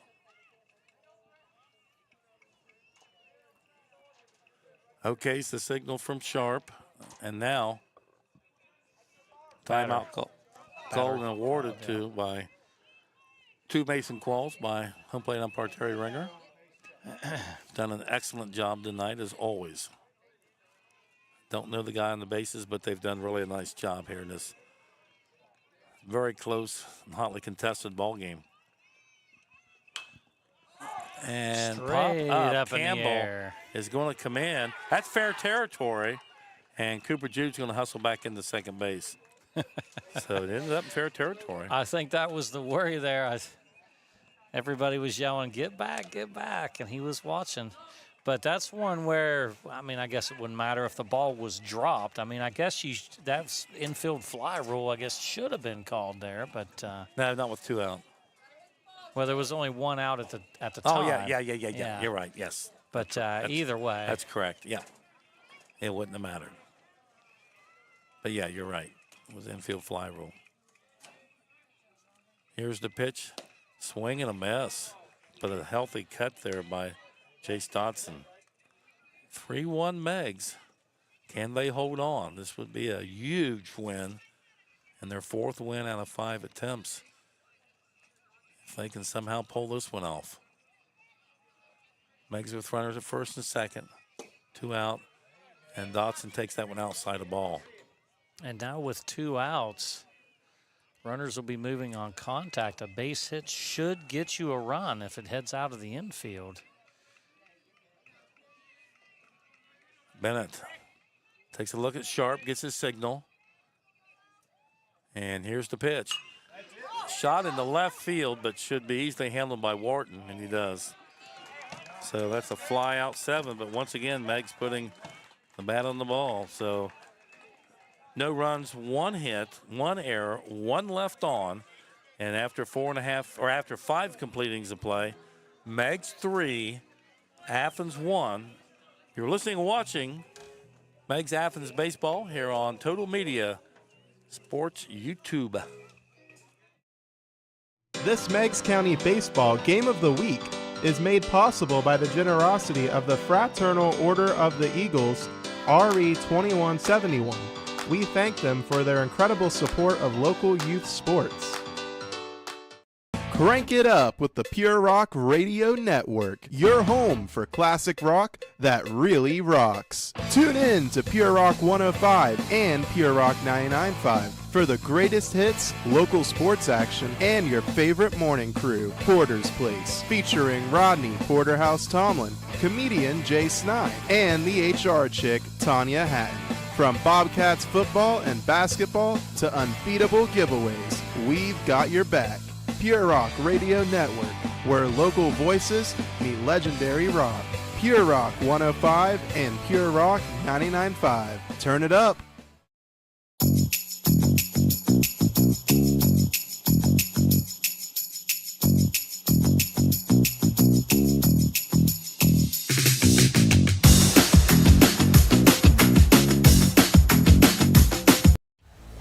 watching the Meigs County Baseball Game of the Week live on Total Media Sports YouTube. All right, we are back. And into the 6th inning, when that 6 shows up on the scoreboard, we'll call it crunch time, Brian. Yeah. So they're back at the top of the order. It'll be Bennett, Baker, and Newsom. So if you're a Bulldog fan, you're going to think it's got to happen right here in the top of this order. Let's get this thing tied up or get the lead. We'll see what happens. Yeah, 6 more outs. You start getting to that point where you say 6 more outs. It gets a little bit hairy. Countdown is on. So it stands at 6 right now. Brody Fackler back out on the mound. And that one way out of the strike zone, the ball. Landon Baker on deck. Easton Newsom in the hole. 1, 2, and 3 for the Bulldogs. Meigs leads at 3-1. And that one hit him. And not the start you want here in the 6th. Looked like he just maybe lost control of that one, and not ideal, but you just have to work through it. And I think that's just the second free pass, I believe. A walk in the second, that's a hit batsman. Yeah. I think that's the only free passes by Fackler. Justin Bennett had been 0 for 2. Timeout called by Landon Baker, the center fielder. Reached on the air and he's first at bat, stole second, stole third, but was left stranded there. Athens 1 in the 4th, Meigs 3 in the 4th. And Meigs had 5 hits in that inning and left the bases loaded. All right, Landon Baker and Easton Newsom. Baker at the plate right now. Runner at first base, Justin Bennett. That's a pretty decent lead right there. Yeah, right now Fackler, Brody needs to not worry himself a whole lot about the runner at first base and just throw strikes. Yeah, and unfortunately, he's thrown 4 pitches so far in the inning, and none of the 4 have really been close to the plate. Yeah, needs to get outs wherever you can get them. That one in the dirt, nice pickup by Martin to keep Bennett at first base. It's a 3-0 count. And now, for I think the 4th time in the ball game, he's fell behind 3-0. And I think each of the 3, Brian, if I remember, he got out of all of them. That's going to be a ball. He walked him. Now he's thrown 6 pitches, and you start to kind of wonder when is it over? When is the arm starting to give out a little bit? Coach Martin's going to go out, and this is a critical part of the ball game for Brody, who has history of control problems. He's pitched an excellent ball game here. Going into this inning, I'm looking at the score sheet, had only issued 1 free pass, and that was a walk to Rocco back in the 2nd inning, and I don't see any other free passes anywhere except to start the top of the 6th inning with a walk to Bennett, or a hit batsman by Bennett, and then a walk to Baker. So, and Coach Newsom's got a decision to make here also, as Easton Newsom steps in. Does he move the runners? Does he let him swing away? This is your 3-hole hitter, 3-hole hitters you consider to be your most consistent hitter. So we'll see if he lets him swing away, or does he lay down a sacrifice bunt and move the runners to 2nd and 3rd? He may let Fackler throw a few pitches to see where he's going. Yep, squares the bunt. That's out of the strike zone of ball. So that is now, Brian, 7? Did you say that was 6? Now 7? 7 consecutive balls.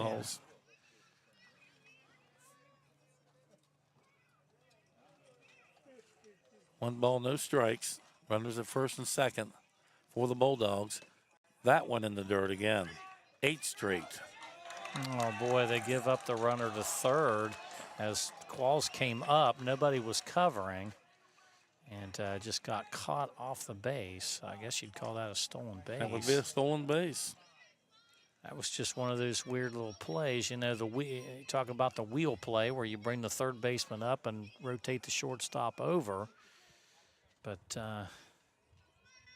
and a smart base running. Well, you got your shortstop over towards second. When Qualls moves in, yeah, it's a gift. That's what I mean. And they've got to realize where those batters are. You've got to get back and cover that bag. So that's just a mental error there. Smart base running as yeah, well to take that extra base. Yep, Justin Bennett saw an opportunity and took it. I think he's going to let him swing away now. Now he squares the bunt. I don't think he's going to bunt it. I think he's going to take till he gets a strike, Brian. I would almost bet you he's not going to swing. He's just scoring around. He's going to make Factor throw a strike.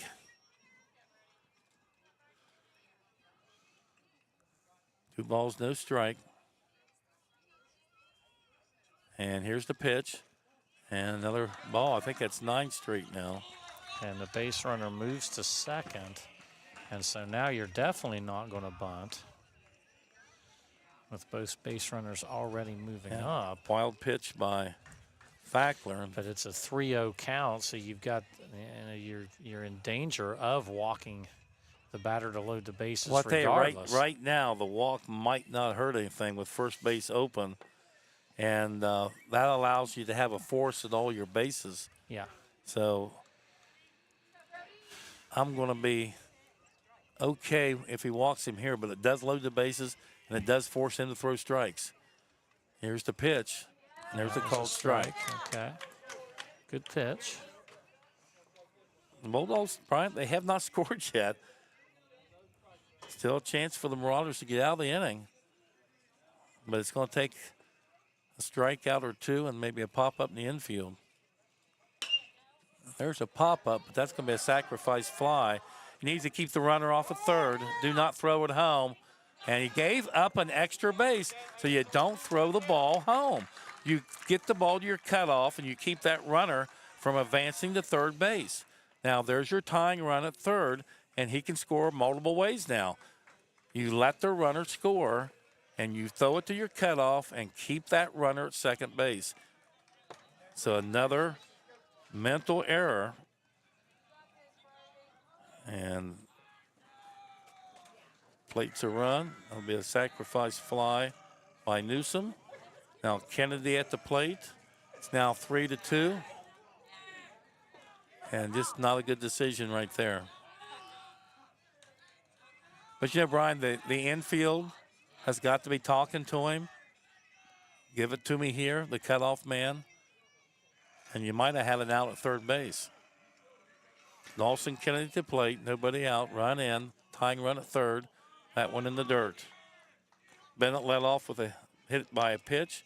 Landon Baker a walk. They all moved up to second base.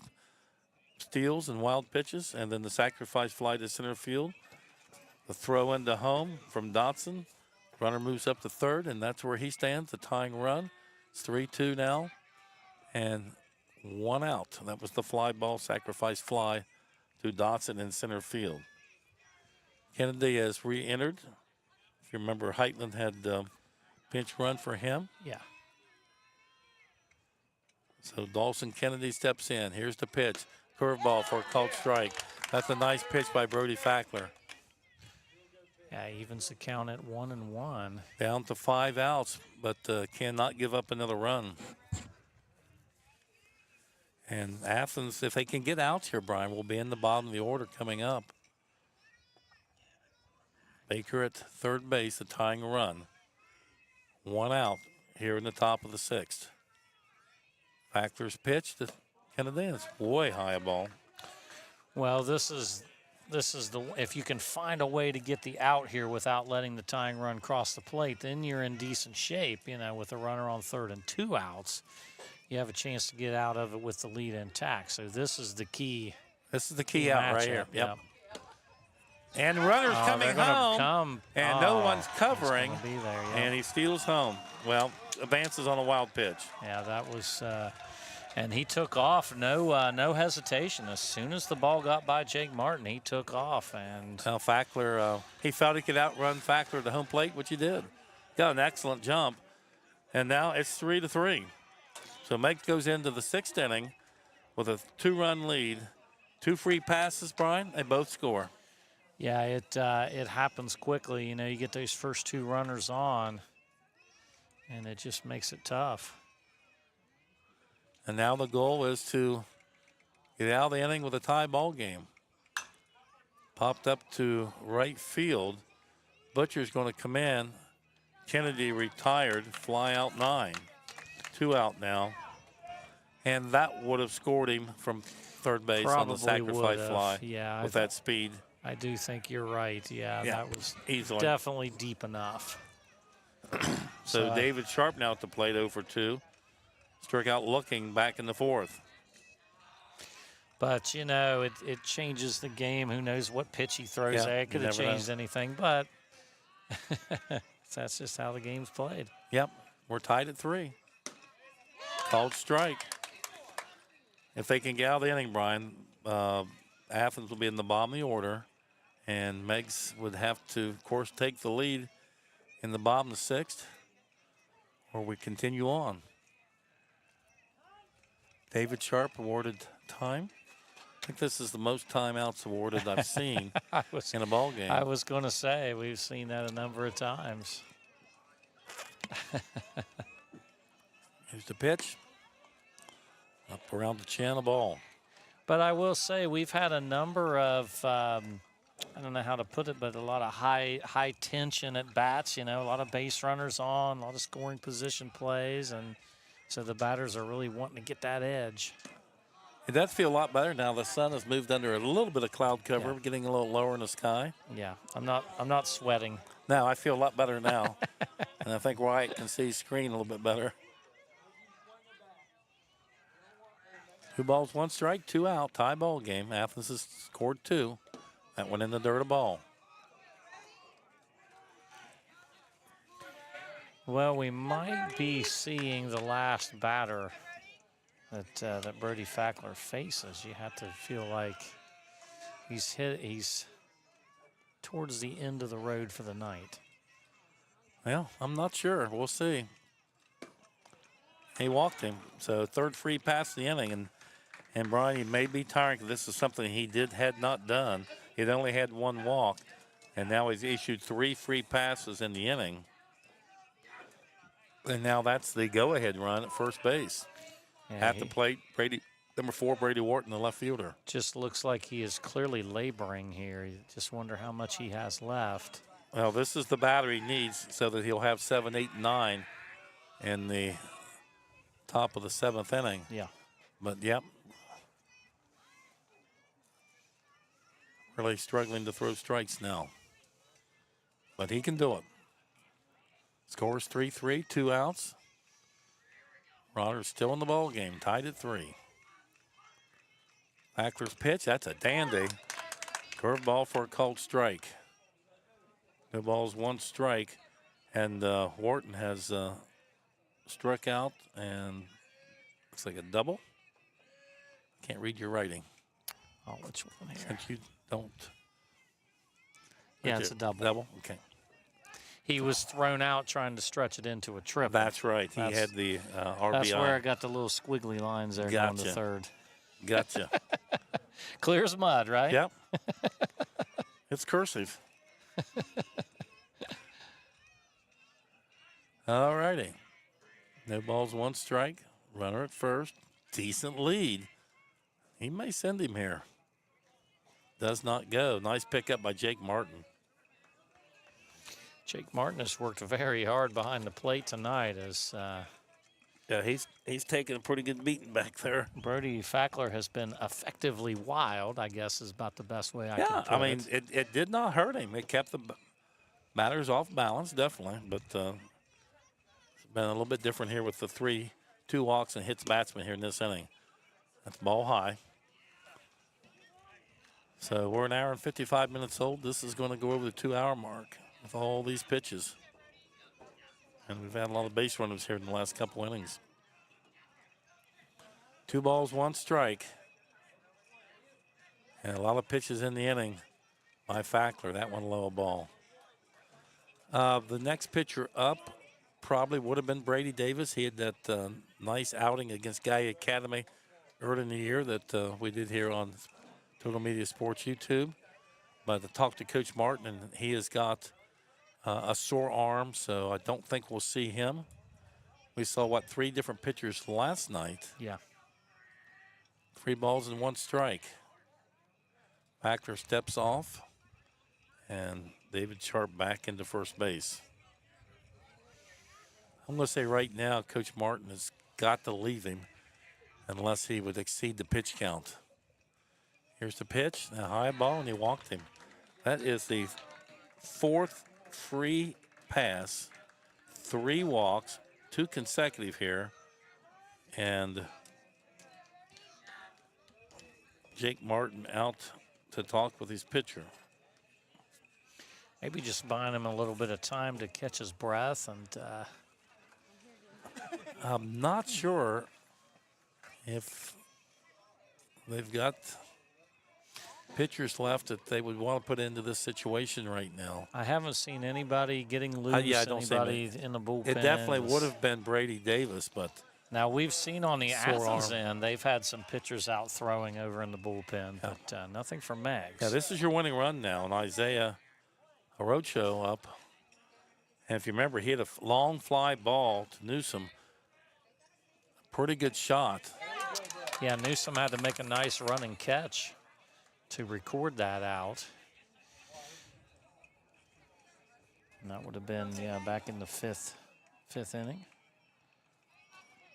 Yeah. Orocho at the plate. Isaiah's a right-hand batter. He threw basically that call changeup high, way out of the strike zone. 1 ball, 1 strike. That was always the thing, pitching when the pitches are coming in high, you always say, bend your back, bend your back. The pitcher kind of gets a little bit stiff, doesn't follow through on the pitch. Now that time he did. Boy, the pitch was close. when you throw a lot of pitches off the plate and you come back with one like that, you want that one. Right. And he didn't get it. Yeah, that's the call he was looking for there, but did not get it, as you mentioned.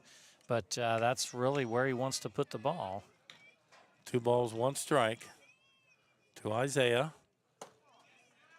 Rocho, and he takes that one for a ball.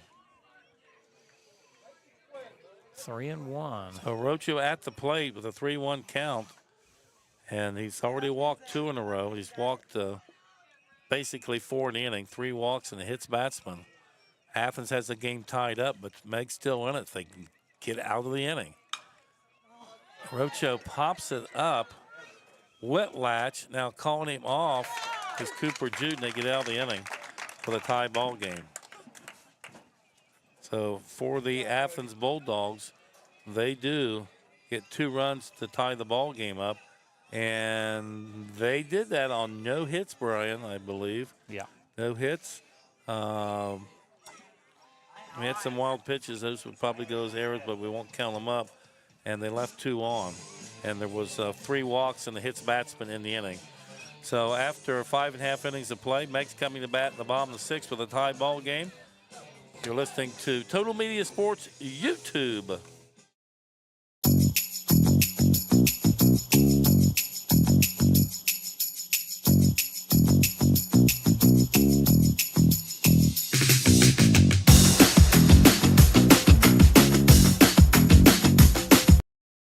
You've been watching the Meigs County Baseball Game of the Week live on Total Media Sports YouTube. Alrighty, we are back here at Meigs High School and move into the bottom of the 6th inning. Meigs and Athens tied at 3 apiece. I picked a good one. Yeah, this has been a solid contest. Both pitchers battling, you wouldn't say either pitcher has been really clean or dominant. But they've battled. They've had base runners in nearly every inning. But through five and a half innings, 3 runs apiece, you'd have to say pretty effective both ways. But Meigs with an opportunity here to retake the lead in their half of the 6th inning. And if you're Fackler, you're saying, boy, I'd sure like to go back out there with the lead again and get a chance to kind of redeem yourself, I guess you'd say, with retaking the lead and finish it out. All right, it's Brady Davis back on the re-entry. And we'll see if it's going to be Thomas or Newsom at bat in that 9 spot. Squares the bunt, right back. It's going to be an easy out. And 1-3. The out has been recorded. I like the idea. He definitely had the defense off balance there, but you the placement. You got to get it by the pitcher. Yeah. And down the third base line, or if you get it towards short or second, you get it by the pitcher, you got an infield hit. But it was right back at him. It was hit hard enough, Brian, bunted hard enough. Had it been past the pitcher, he'd definitely get on. With the ground ball to Newsom. It's short, got a nice second hop, fires over to Kennedy, got him. So very, very quickly, 2 outs for the Marauders. Back to the top of the order with Bryce Butcher. Now, here's something I always think about. Do you want to split the top up? So in other words, if Butcher gets on, Martin gets on, then the third out occurs, you've got your top split up. Yeah. Would it be better for the Marauders to lead off with Martin, Holly, and Fackler? But we shall see. Let's see if Bryce can get on. Yeah. I see what I mean. See what I mean? I get what you're saying. Yeah, you split the top up, which for Athens, if he gets on, won't really hurt him much unless he comes around and scores. So Butcher fouls that one off. Jake Martin on deck. Braden Holly in there also. Fackler behind him. Those gentlemen probably will bat in the 7th, but you never know. There's something called 2-out lightning. We don't want any lightning. That'd be a 30-minute delay. That one in the dirt, a ball. Well, 2-1. Butcher's going to try to get on base however he can. Here's the pitch from Bennett in the dirt. So Bennett might be thinking what I'm thinking. I'm going to put Butcher on, get the next out, and split that top up. Right. You never know. I doubt if he's thinking that, but if it happens, it probably won't hurt him. But we shall see. Here's the pitch to Butcher. Takes the outside ball. He walked him. All right. 2-out walk. He shoot to Bryce Butcher. Up comes Jake Martin. Now, if Bryce possibly maybe steals second, right? Would he send him, Brian, with 2 out in the tie ball game? That'd be a tough call. We haven't seen. Sharp hasn't even been tested yet, has it? That's don't true. think he's thrown one down. We shall see. Jake Martin steps in. Holly on deck. Fackler in the hole. Decent lead at first base by Butcher. Throw over, and no tag even applied. Bennett might be thinking the same thing here, trying to keep that from happening. Yep, it's definitely a possibility that he would send him. Bryce with decent speed. That would set Martin up for the winning hit possibly, but we shall see. Martin wiggles the bat. Here's the pitch. Nice pitch there by Justin Bennett. A called strike. 2 balls and 1 strike. 2 out in the inning, but a 2-out walk issued to Bryce Butcher. Second hole hitter Jake Martin at the plate. We are tied at 3. Boy, it's a hard hit ball. He's hitting it right at his dad. Now you have an 0-2. I'd like to see if Pat would have tried to barehand that one. Now you have an 0-2 count, and Bennett trying to get out of this one. And he hasn't one hits batsman, I believe. And there's a throw down. They got him picked off. And got him in the pickle.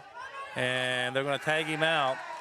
And that really is not going to hurt the Marauders. I'm telling you, Brian. I was going to say. So that's going to bring Martin, Holly, and Fackler to the plate sort of in the 7th. Fits in with what you were saying there. Is it keeps that 2, 3, 4 intact. Yep. So maybe that's a blessing in disguise. And I think it will be. We'll see. So for the Marauders, first 2 batters are retired. And then back to the top of the order, Butcher with a walk. And then with Jake Martin at the plate, they pick off Butcher. And that'll leave Martin, Holly, and Fackler coming into the bottom of the 7th inning, Brian. Yeah. And blessing in disguise, I'm going to call it. It was. It will be. I'm telling you. All right, we'll take a break. You're listening to high school baseball and watching here on YouTube Sports, Total Media Style.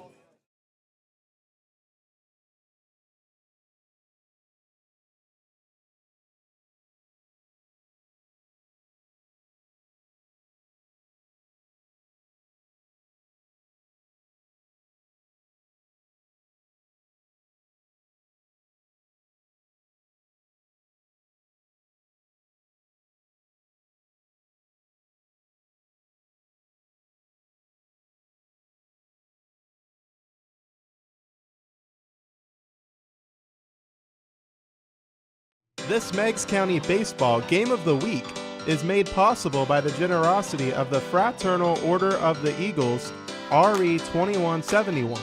We thank them for their incredible support of local youth sports. You've been watching the Meigs County Baseball Game of the Week live on Total Media Sports YouTube.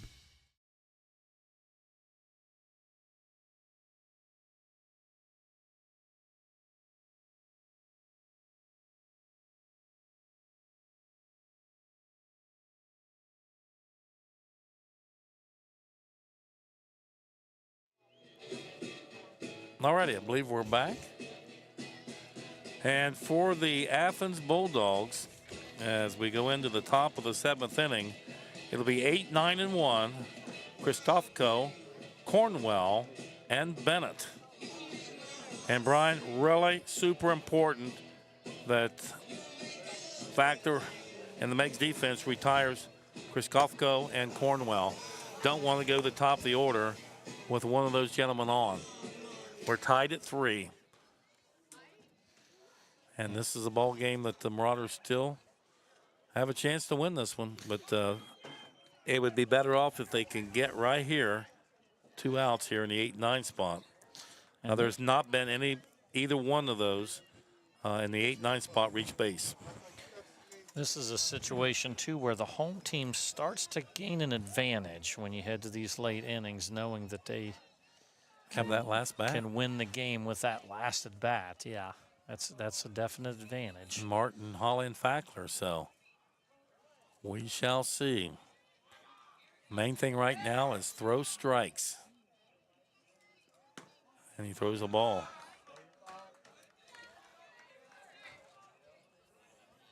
Here in that, of course, the last inning, Brian fell behind just about every batter. And fair ball. Yeah, just hit right inside the chalk. It's going to be a stand-up double. No reason to come to third and take a chance. Yeah, he would have been nailed at third. So that is a lead-off double by Christofko in the 8 spot. Well, not much you can say about that. It wasn't a bad-looking pitch, and it was a super hard-hit ball down the left field line without a doubt. He just got around on it, and what are you going to do? You got to work through it. Try to record this out on the 9-hitter. Your score? 13-3. Athens won? Okay. Athens Lady Bulldogs a 13-3 win over the Meigs Marauders. And that would have been in 5 complete innings. So congratulations to the Lady Bulldogs. 13-3 win. All right, back to this one. And We got number, okay, where's my sheet? Oh, I think we got a pinch hitter. it went flying. Let me grab it here for you. Watch. Don't pull my cord. Maybe. There we go. Okay, this is Noah Sinkoff pinch hitting here in the 9 spot for Cornwell. He puts the bunt down, and it's going to go It does roll foul. Yep, it does roll foul, I'll tell you. Meigs caught a break there, Rick, because that was a well-placed bunt. That would have put runners on first and third with This time, nobody out. Quall stays at third. Fackler had the coverage Yeah. and did a nice job leaving it go foul. And again, a great idea. You know, Meigs was not prepared for that, but he just could not quite get it in. All right, Sinkoff will step back in. Noah Sinkoff pinch hitting for Cornwell with Kristofko, a leadoff double. He stands at second.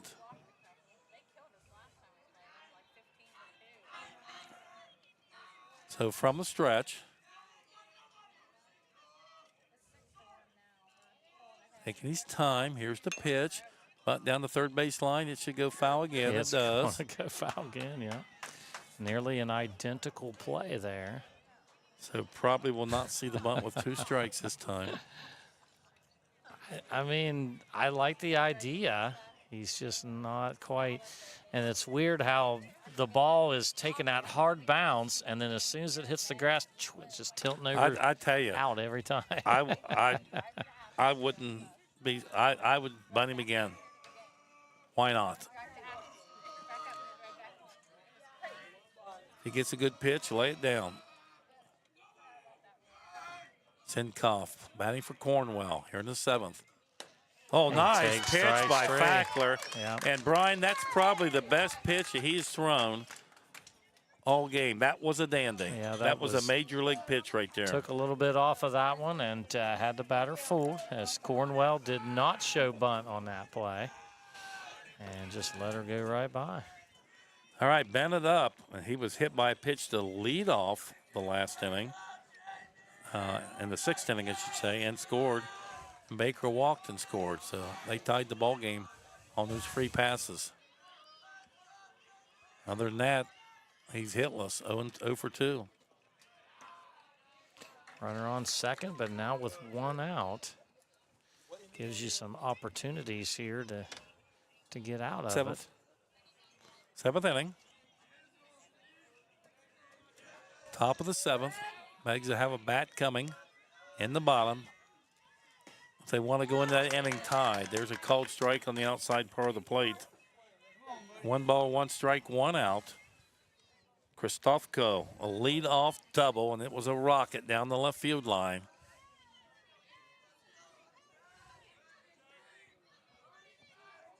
Bennett, the lefty, facing the righty, Fackler. Fackler steps off, and we'll rewind it and do it again. Landon Baker on deck, leadoff hitter here for the Bulldogs with 1 out here in the top of the 7th. Tie score 3-3. That's going to be a ball low.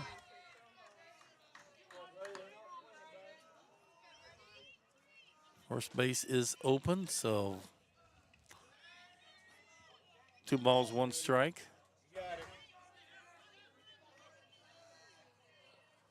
Brody taking his time. Here's the pitch, and I don't see it. Okay, fly made. ball to right. Yep, catch is made in right field.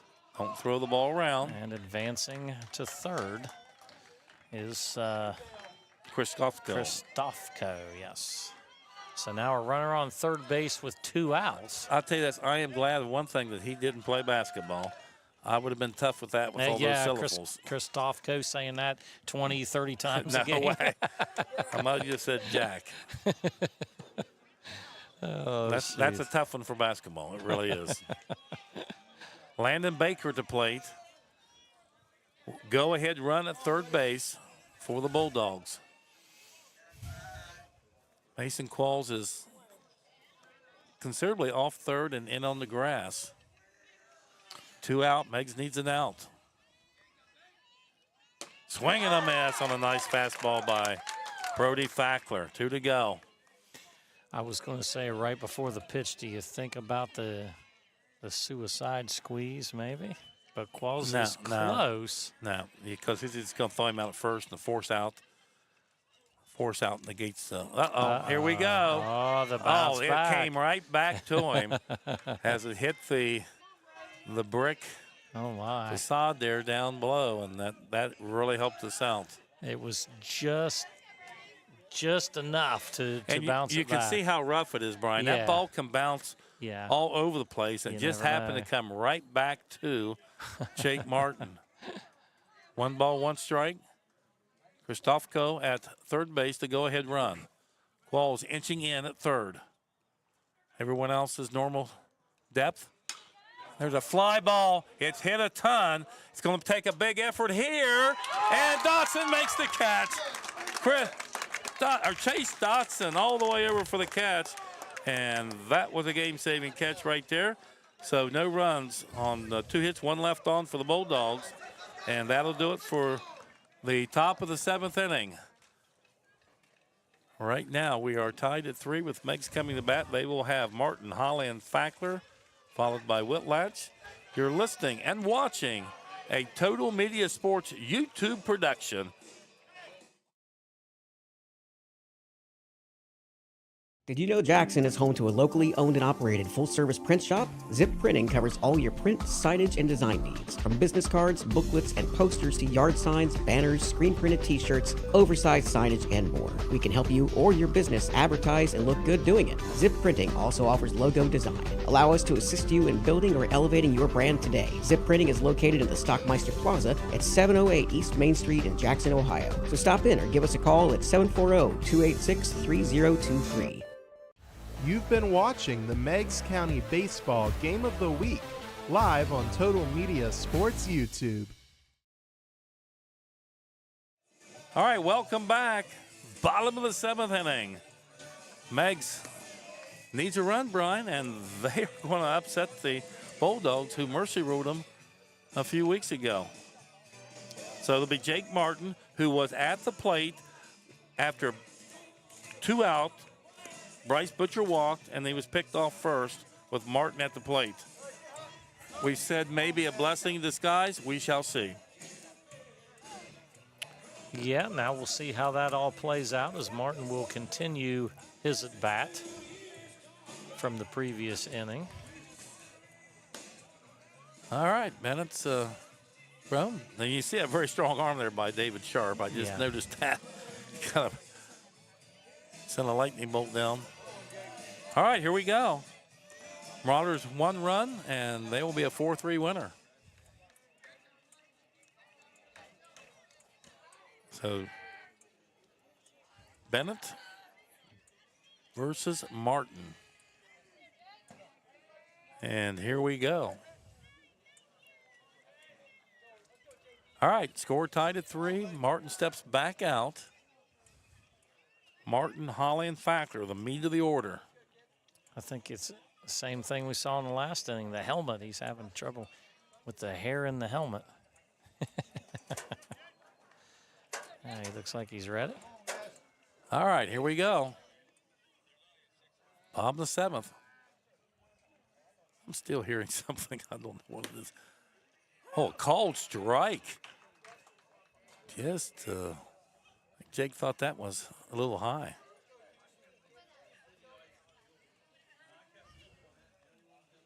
The 0-1 pitch on the way. He takes a called strike. That's 2 in a row. Didn't like either one of them. The first one I thought, Brian, was a little high. That one was just a nice pitch by Bennett, a breaking pitch.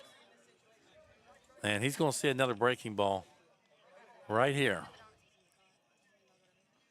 And a line shot. Oh, my, one hopper right to Newsome. And he dropped the ball. Dawson Kennedy could not haul it in. So Martin's going to reach on an error. I think that's on the throw, though, Rick. Yeah, I think it was on the throw. That one bounced. Yeah. I was just about to say a nice pick, And he did make a nice play on Yeah. it, but the ball just skipped out of the glove. He did get the glove on it, but either way, he's at first base. Do we see a pinch runner maybe? however you get that runner on, it doesn't matter. Martin's going to stay. So Okay. Braden Holly at the plate now. And you don't want to get behind in the count. Hit that first one if it's there. Showed bunt, pulled He back. showed bunt, but if he was going to bunt it, he would have bunted that one. That was right there. That yeah. was the perfect one because it was a low pitch. It would have went down on the grass. Yeah. But he pulled his bat back, falls behind the count. No balls and 1 strike. From the stretch. Foul ball. Now an 0-2 count. Boy, we've seen both teams really struggling to get those bunts down. It's a skill, getting those bunts down. It's not easy. So Braden Holly steps back in. No balls and 2 strikes, so he'll be swinging away. And he better get ready for that breaking pitch. From the stretch, Bennett delivers. There's the breaking pitch, just missed outside. And Bennett thought he had him. And that was a nice breaker, but it did break outside. And They checked the base umpire for a swing. He says no. And Holly's still alive. 1-2 the count. It looked like it was just off the plate. Just missed. Holly at the plate. Martin at first. Time is called and awarded to Holly, and he'll step back in. Braden batting in the 3 spot. The cleanup hitter, Brody Fackler on deck. And he get him to second base. Martin at first. Reaching on an error to lead off the 7th. 3-3 tie. Here's Bennett's pitch. And a line shot, It's a base hit into left field. And that'll move the runners up. So Braden Holly delivers. Well, now you've got the runner on second base with nobody out. And, of course, the runner on first base is meaningless, but it's the guy on second that you're really worried about. And it's Brody Fackler at the plate. And another hard hitter. And let's see if Brady can win it for himself here and make himself the winning pitcher. But you remember a while ago we saw a very strong throw into the plate from the Bulldog outfield. Not sure which one threw it. That's the ball high. Nope. That called a strike. That was a called strike high. It kind of just snuck in there. Looked like a curve ball that just sort of looped back down. 2 balls, 1 strike. 1 out.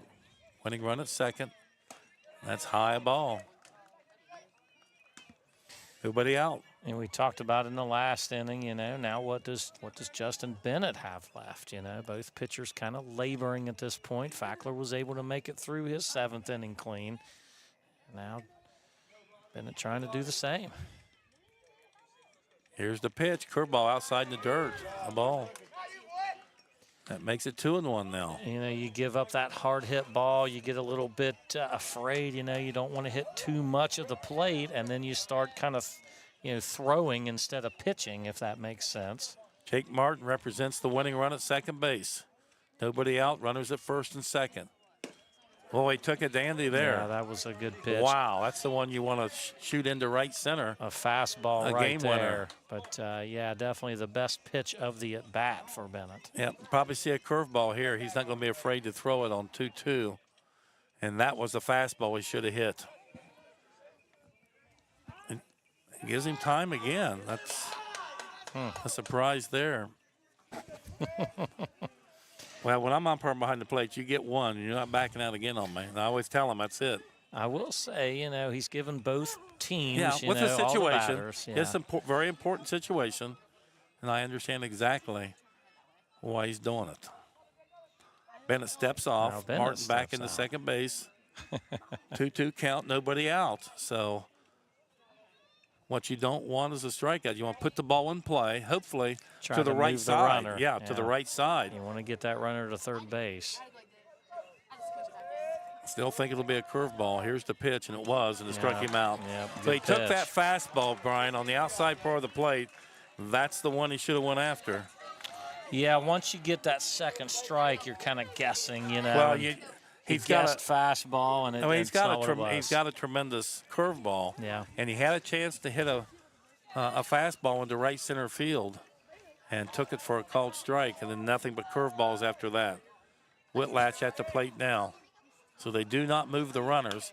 And Whitlatch a check swing, and they're going to move the runners up to Kennedy, 4-3. Yeah. And that will move the runners up. That's the play that you needed on the last at bat, if that makes sense. But you've got a chance here. And Qualls has a chance. Any kind of hit here is gonna get it done. Mason does have a hit in the ball game, and might be Big hole out there, too, big hole. Whitlatch also a hit. All right, coach coming out here. Talk it over with Bennett. Okay, Brian, I knew that, and there's a hit down there. 1, 2, 3, 4, 5. I believe those are the 5 Marauder hits. They were all in this inning right here. Yeah. And you record them. Five make out sure of that 6 this batters, is right here. And it looks like Holly, Fackler, Whitlatch, and Mason Qualls were the 4 straight. Yeah. And then that would have been was it Newsom or that would have been Thomas. Thomas? Yeah, Newsom was here. Yeah. Yeah. So yeah, five hits in 7 batters in that run. And there were 2 outs in between. Factor's only given up 2 hits in the ball game. Yeah. 2 doubles. Well, all of that is meaningless this is right it. here. Yeah. If Mason Qualls gets the hit, then that's all she wrote. Mason Qualls gets on. Should have won it. He takes a very nice pitch. Wow, that first pitch is in there. You want to go after it. Don't fall behind in the count. That was a dandy. We're going to get another chance, though. 2 more. No balls and 1 strike. That one low in the dirt. Count 1-1, 2 outs. Jake Martin, the winning run at third base, 90 feet away. Mason Qualls, can he deliver the game-winning hit? Here's the pitch, outside a ball. And he's got first base open. Yeah. And he knows Qualls had a hit. Dotson behind him has not had any hits. So he may. But, of course, you can't walk anybody with the bases loaded. And he does walk him. Yeah. So they're going to intentionally walk him. Well, I can understand that. You know, now you got the force out all over. You can take the out wherever. And he's got Coach Newsom's got a lot of confidence in Bennett to throw strikes. But right now, Brian, there is no place to put him. The bases are loaded. Chase Dotson at the plate. Grounded out to the pitcher. Fly ball to the left and fly ball to the left. So he's hit the ball, Brian, every time at bat. But the thing here, too, though, is it gives you so many more opportunities to win the game. I mean, anything, a hit batsman, a walk, anything wins the game now with the bases loaded. Dotson may see a lot of fastballs because he doesn't want to walk him. Yeah. So we'll see what Bennett does. Here's the pitch from Justin. That's a nice, healthy cut there by Chase Dotson. If I remember, one of those fly balls to the left was hit pretty well. Chase will step back in with a chance to drive in the winning run. Bases loaded, 2 out. 0-1 count. Here's the pitch.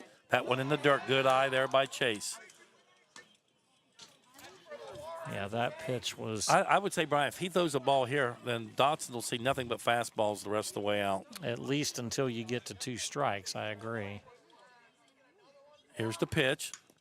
What, another healthy cut there. It fouls it off. And that was a fastball there. And now you probably will see the curveball here. Yeah, with a couple pitches to burn, you're probably right. Yep, he'll see it now. And he's thrown some good ones. Here's the pitch. Curveball, swing and a miss. Struck him out. Yeah. Struck him out with the bases loaded. So Bennett comes through for the Athens Bulldogs, and we're going extra innings. So we're going into the top of the 8th inning for the Bulldogs. Newsom, Kennedy, Sharp. We'll take a break and be right back. You're listening and watching to Total Media Sports YouTube. This Meigs County Baseball Game of the Week is made possible by the generosity of the Fraternal Order of the Eagles, RE 2171. We thank them for their incredible support of local youth sports. Crank it up with the Pure Rock Radio Network, your home for classic rock that really rocks. Tune in to Pure Rock 105 and Pure Rock 99.5 for the greatest hits, local sports action, and your favorite morning crew, Porter's Place, featuring Rodney Porterhouse Tomlin, comedian Jay Snide, and the HR chick, Tanya Hatton. From Bobcats football and basketball to unbeatable giveaways, we've got your back. Pure Rock Radio Network, where local voices meet legendary rock. Pure Rock 105 and Pure Rock 99.5. Turn it up.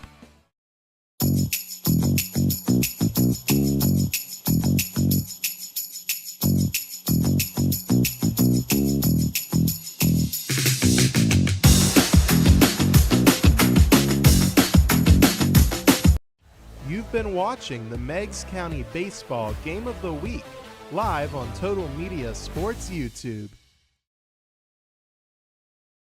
All righty, we are back, and we are going into the top of the 8th inning, and it'll be the Bulldogs sending to the plate 3-hole hitter Newsom, Easton Newsom, Dawson Kennedy, and David Sharp. So they're in the part of the lineup that they're very comfortable with in the meat of the order. 3, 4, and 5 for the Bulldogs.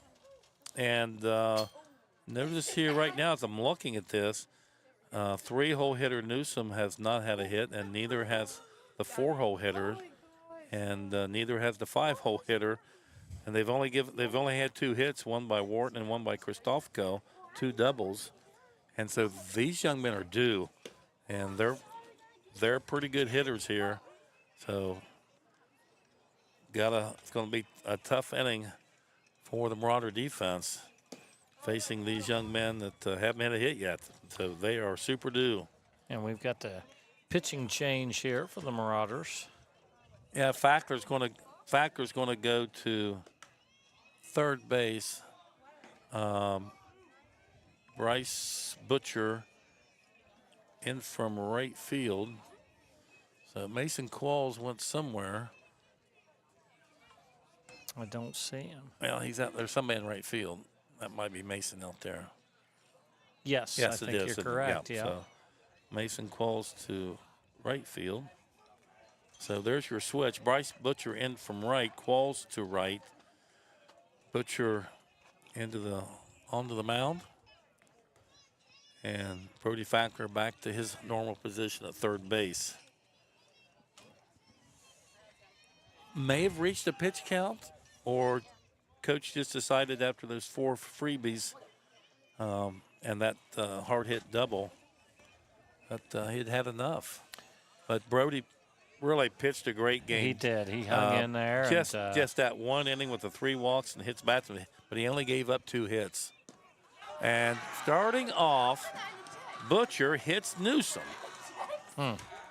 I thought that one bounced before it hit him. It doesn't matter. But still a pitch. Okay. It's a pitched ball hit him. Okay. He's hit by a pitched ball.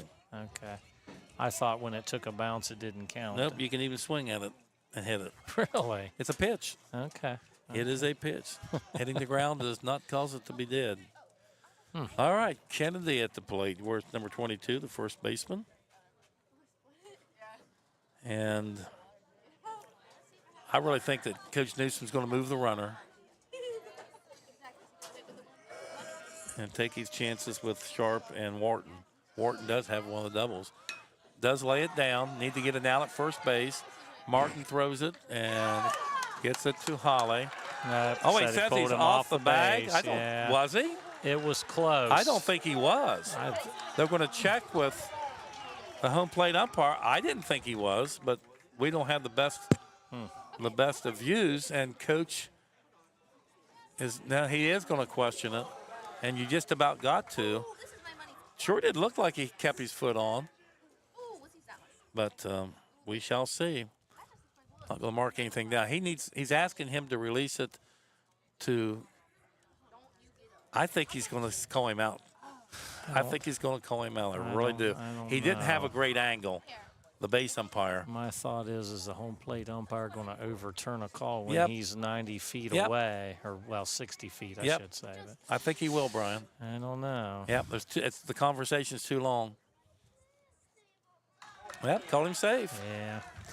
I think that's a tough ask. You know, maybe unless he thought he saw a really good view of it, that's a tough overturn. Yeah, I agree. I just thought when they talk so long. Yeah. So it was a bang play. We have an error. Go ahead and run at second base now. So things have not started out good. They're going to There's bunt a again. bunt, so that's going to move both runners up. That's going to be an infield hit. So an infield hit on the bunt. Oh boy, bases loaded, nobody out. And it's been just kind of a wacky 3 at-bats here. You get to hit batsman to start, and then back-to-back bunts for base runners, however you want to say, an error and a hit. Heap of trouble right now. Brady Wharton with a double. He's got one of the 2 Bulldog hits, but it's been all the free bases. And a hits batsman, an error, and an infield hit. Yeah. Could do the Marauders in, but not out of it yet. Or the Bulldogs. They haven't scored yet. Just a hair low. So Bryce Butcher in relief of Brody Fackler, who gave up 3 runs on 2 hits. But basically walked 5, 4 and a hits batsman. But 4 were in the 1 inning where the Bulldogs scored the 2 to tie the ball game. So this is the top of the 8th inning. It doesn't look good for our Marauders. Not going anywhere there. 3-1. Now the count. You have the danger here of walking in a run. Definitely not what you want. A little bit of an overthrow on that last pitch. That's, Butcher trying to get an out here. Here's the pitch in the dirt. Yeah, another one with a little bit of an overthrow. And he walked the go-ahead run in.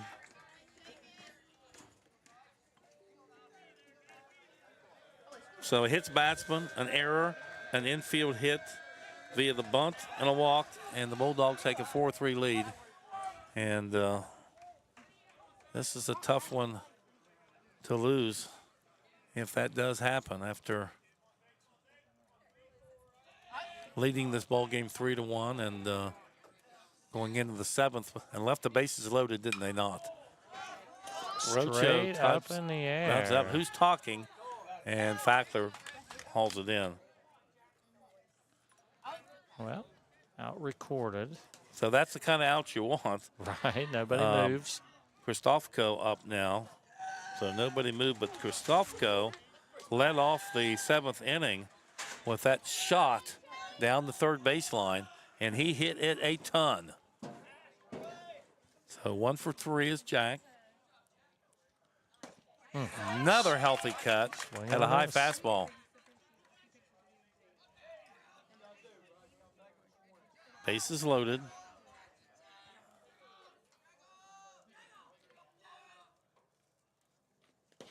That went in the dirt, a ball.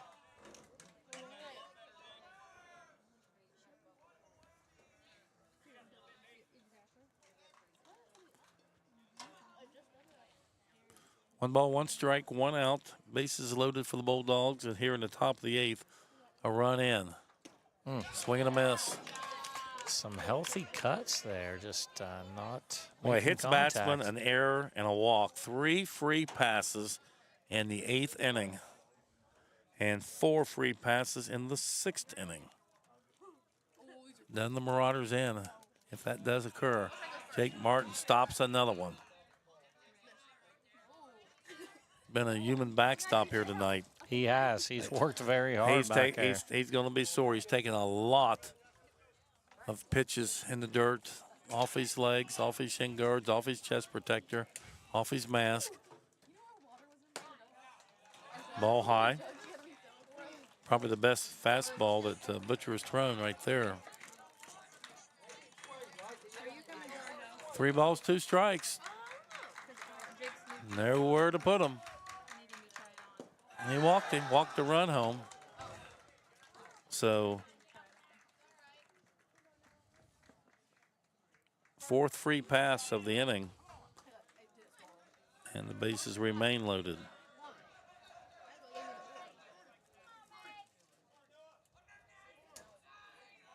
Noah Sinkoff, the lefty.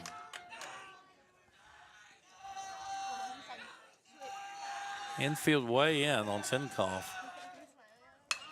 And a line shot, base hit in the left center. And that's going to score 2 and maybe 3. And I think he's going to clean the bases. Here comes the 3rd run in.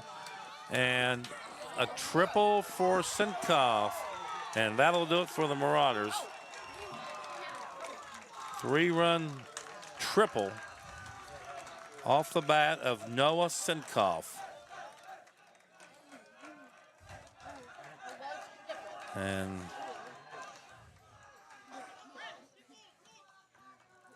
a triple and 1, 2, 3, 4, 5 free passes in the inning.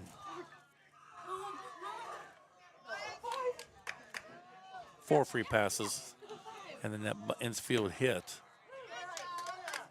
Justin Bennett at the plate, the 8th batter of the inning. 5 runs in. It's now 8-3.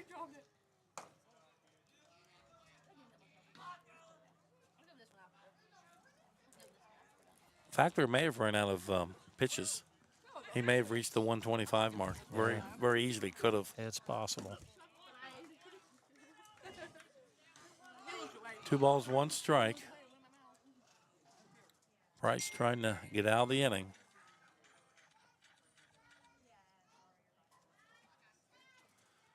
Here's the pitch from Butcher. And that one line foul by Bennett. Bennett the strikeout, ground out to second, fly out to 9, and was hit by a pitch and scored a run in the 6th. So I believe he led that inning off with a hit. Hits batsman, and then Landon Baker walked. And those 2 runs, that was with a trailing 3-1. They tied the ball game up in that inning. And then floodgates have been released here in the 8th. Fly ball. They're going to send him, and yep, that's going to score. Yeah. So a sacrifice fly to center field. Going to plate Ryan Sinkoff with that 3 RBI double. And so this is Landon Baker, the 9th batter of the inning. They have scored 6 runs. It went from 3-3 going into extra innings. And now it is 9-3.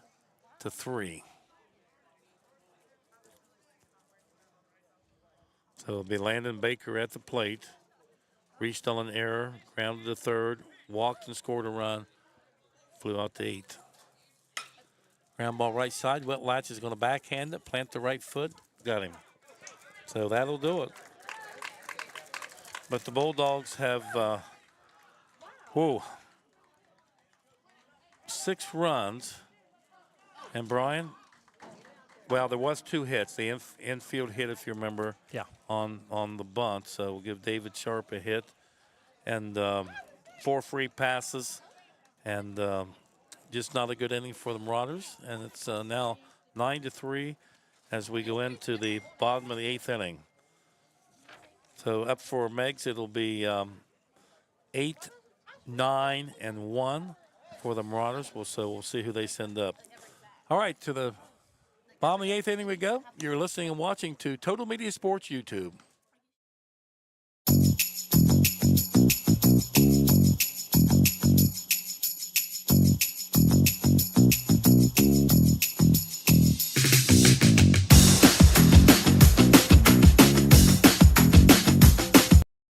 You've been watching the Meigs County Baseball Game of the Week live on Total Media Sports YouTube.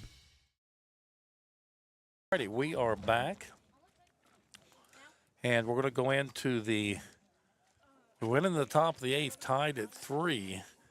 Bulldogs plated 6 runs on just 1 hit, 4 free passes, and just not a good inning, Brian.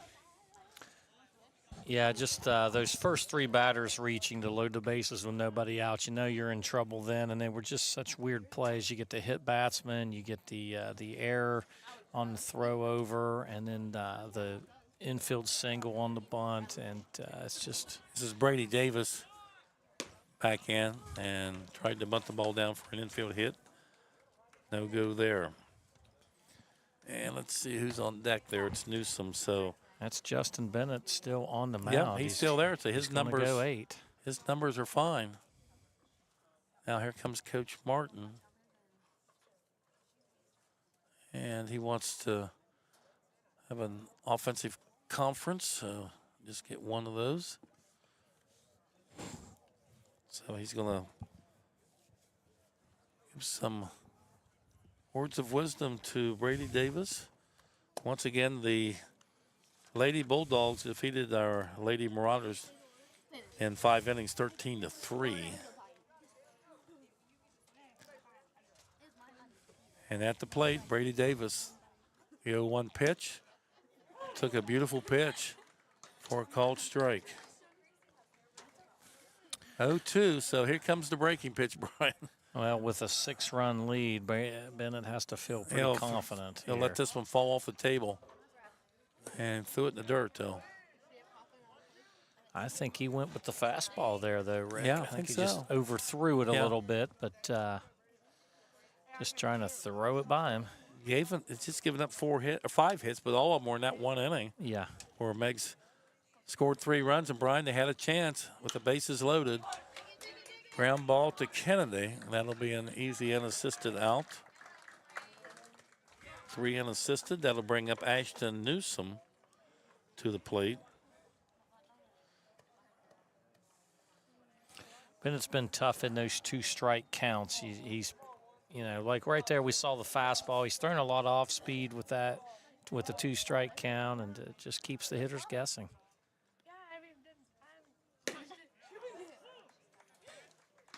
Called strike on Ashton Newsom.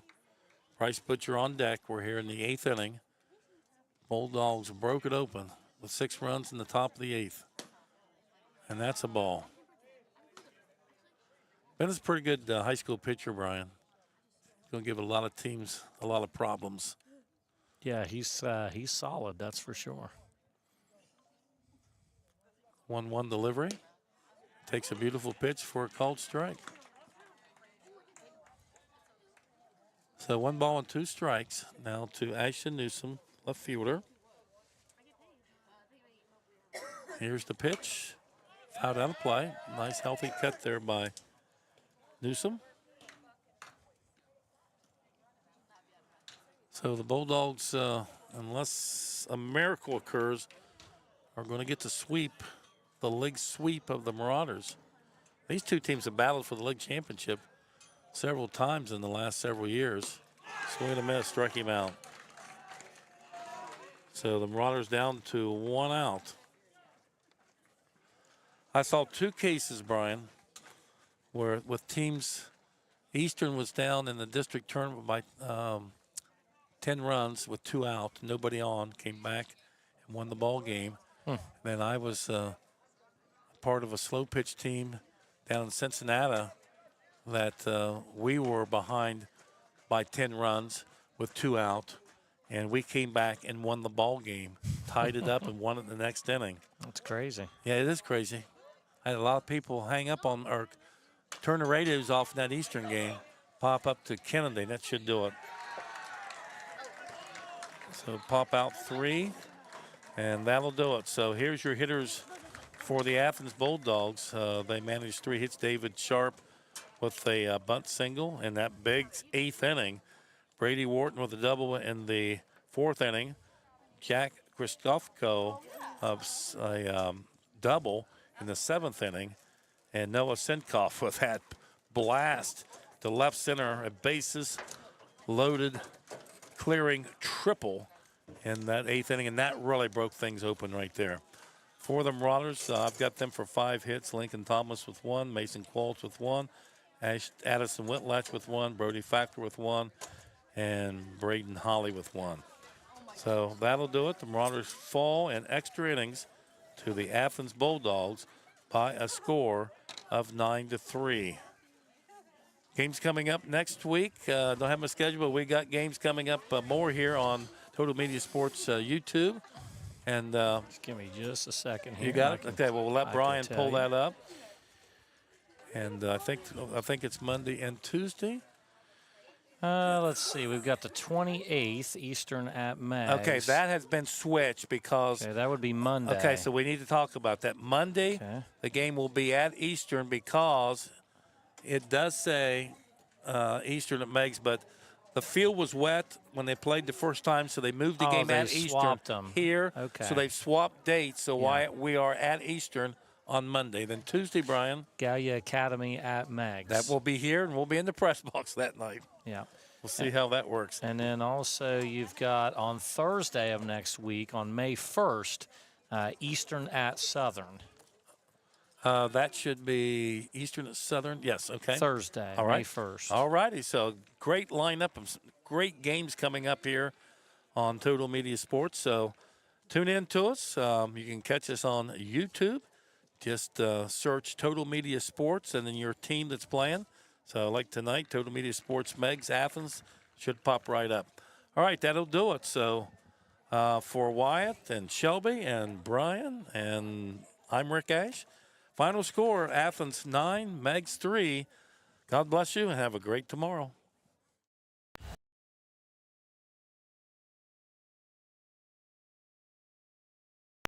Thanks for watching the Meigs County Baseball Game of the Week live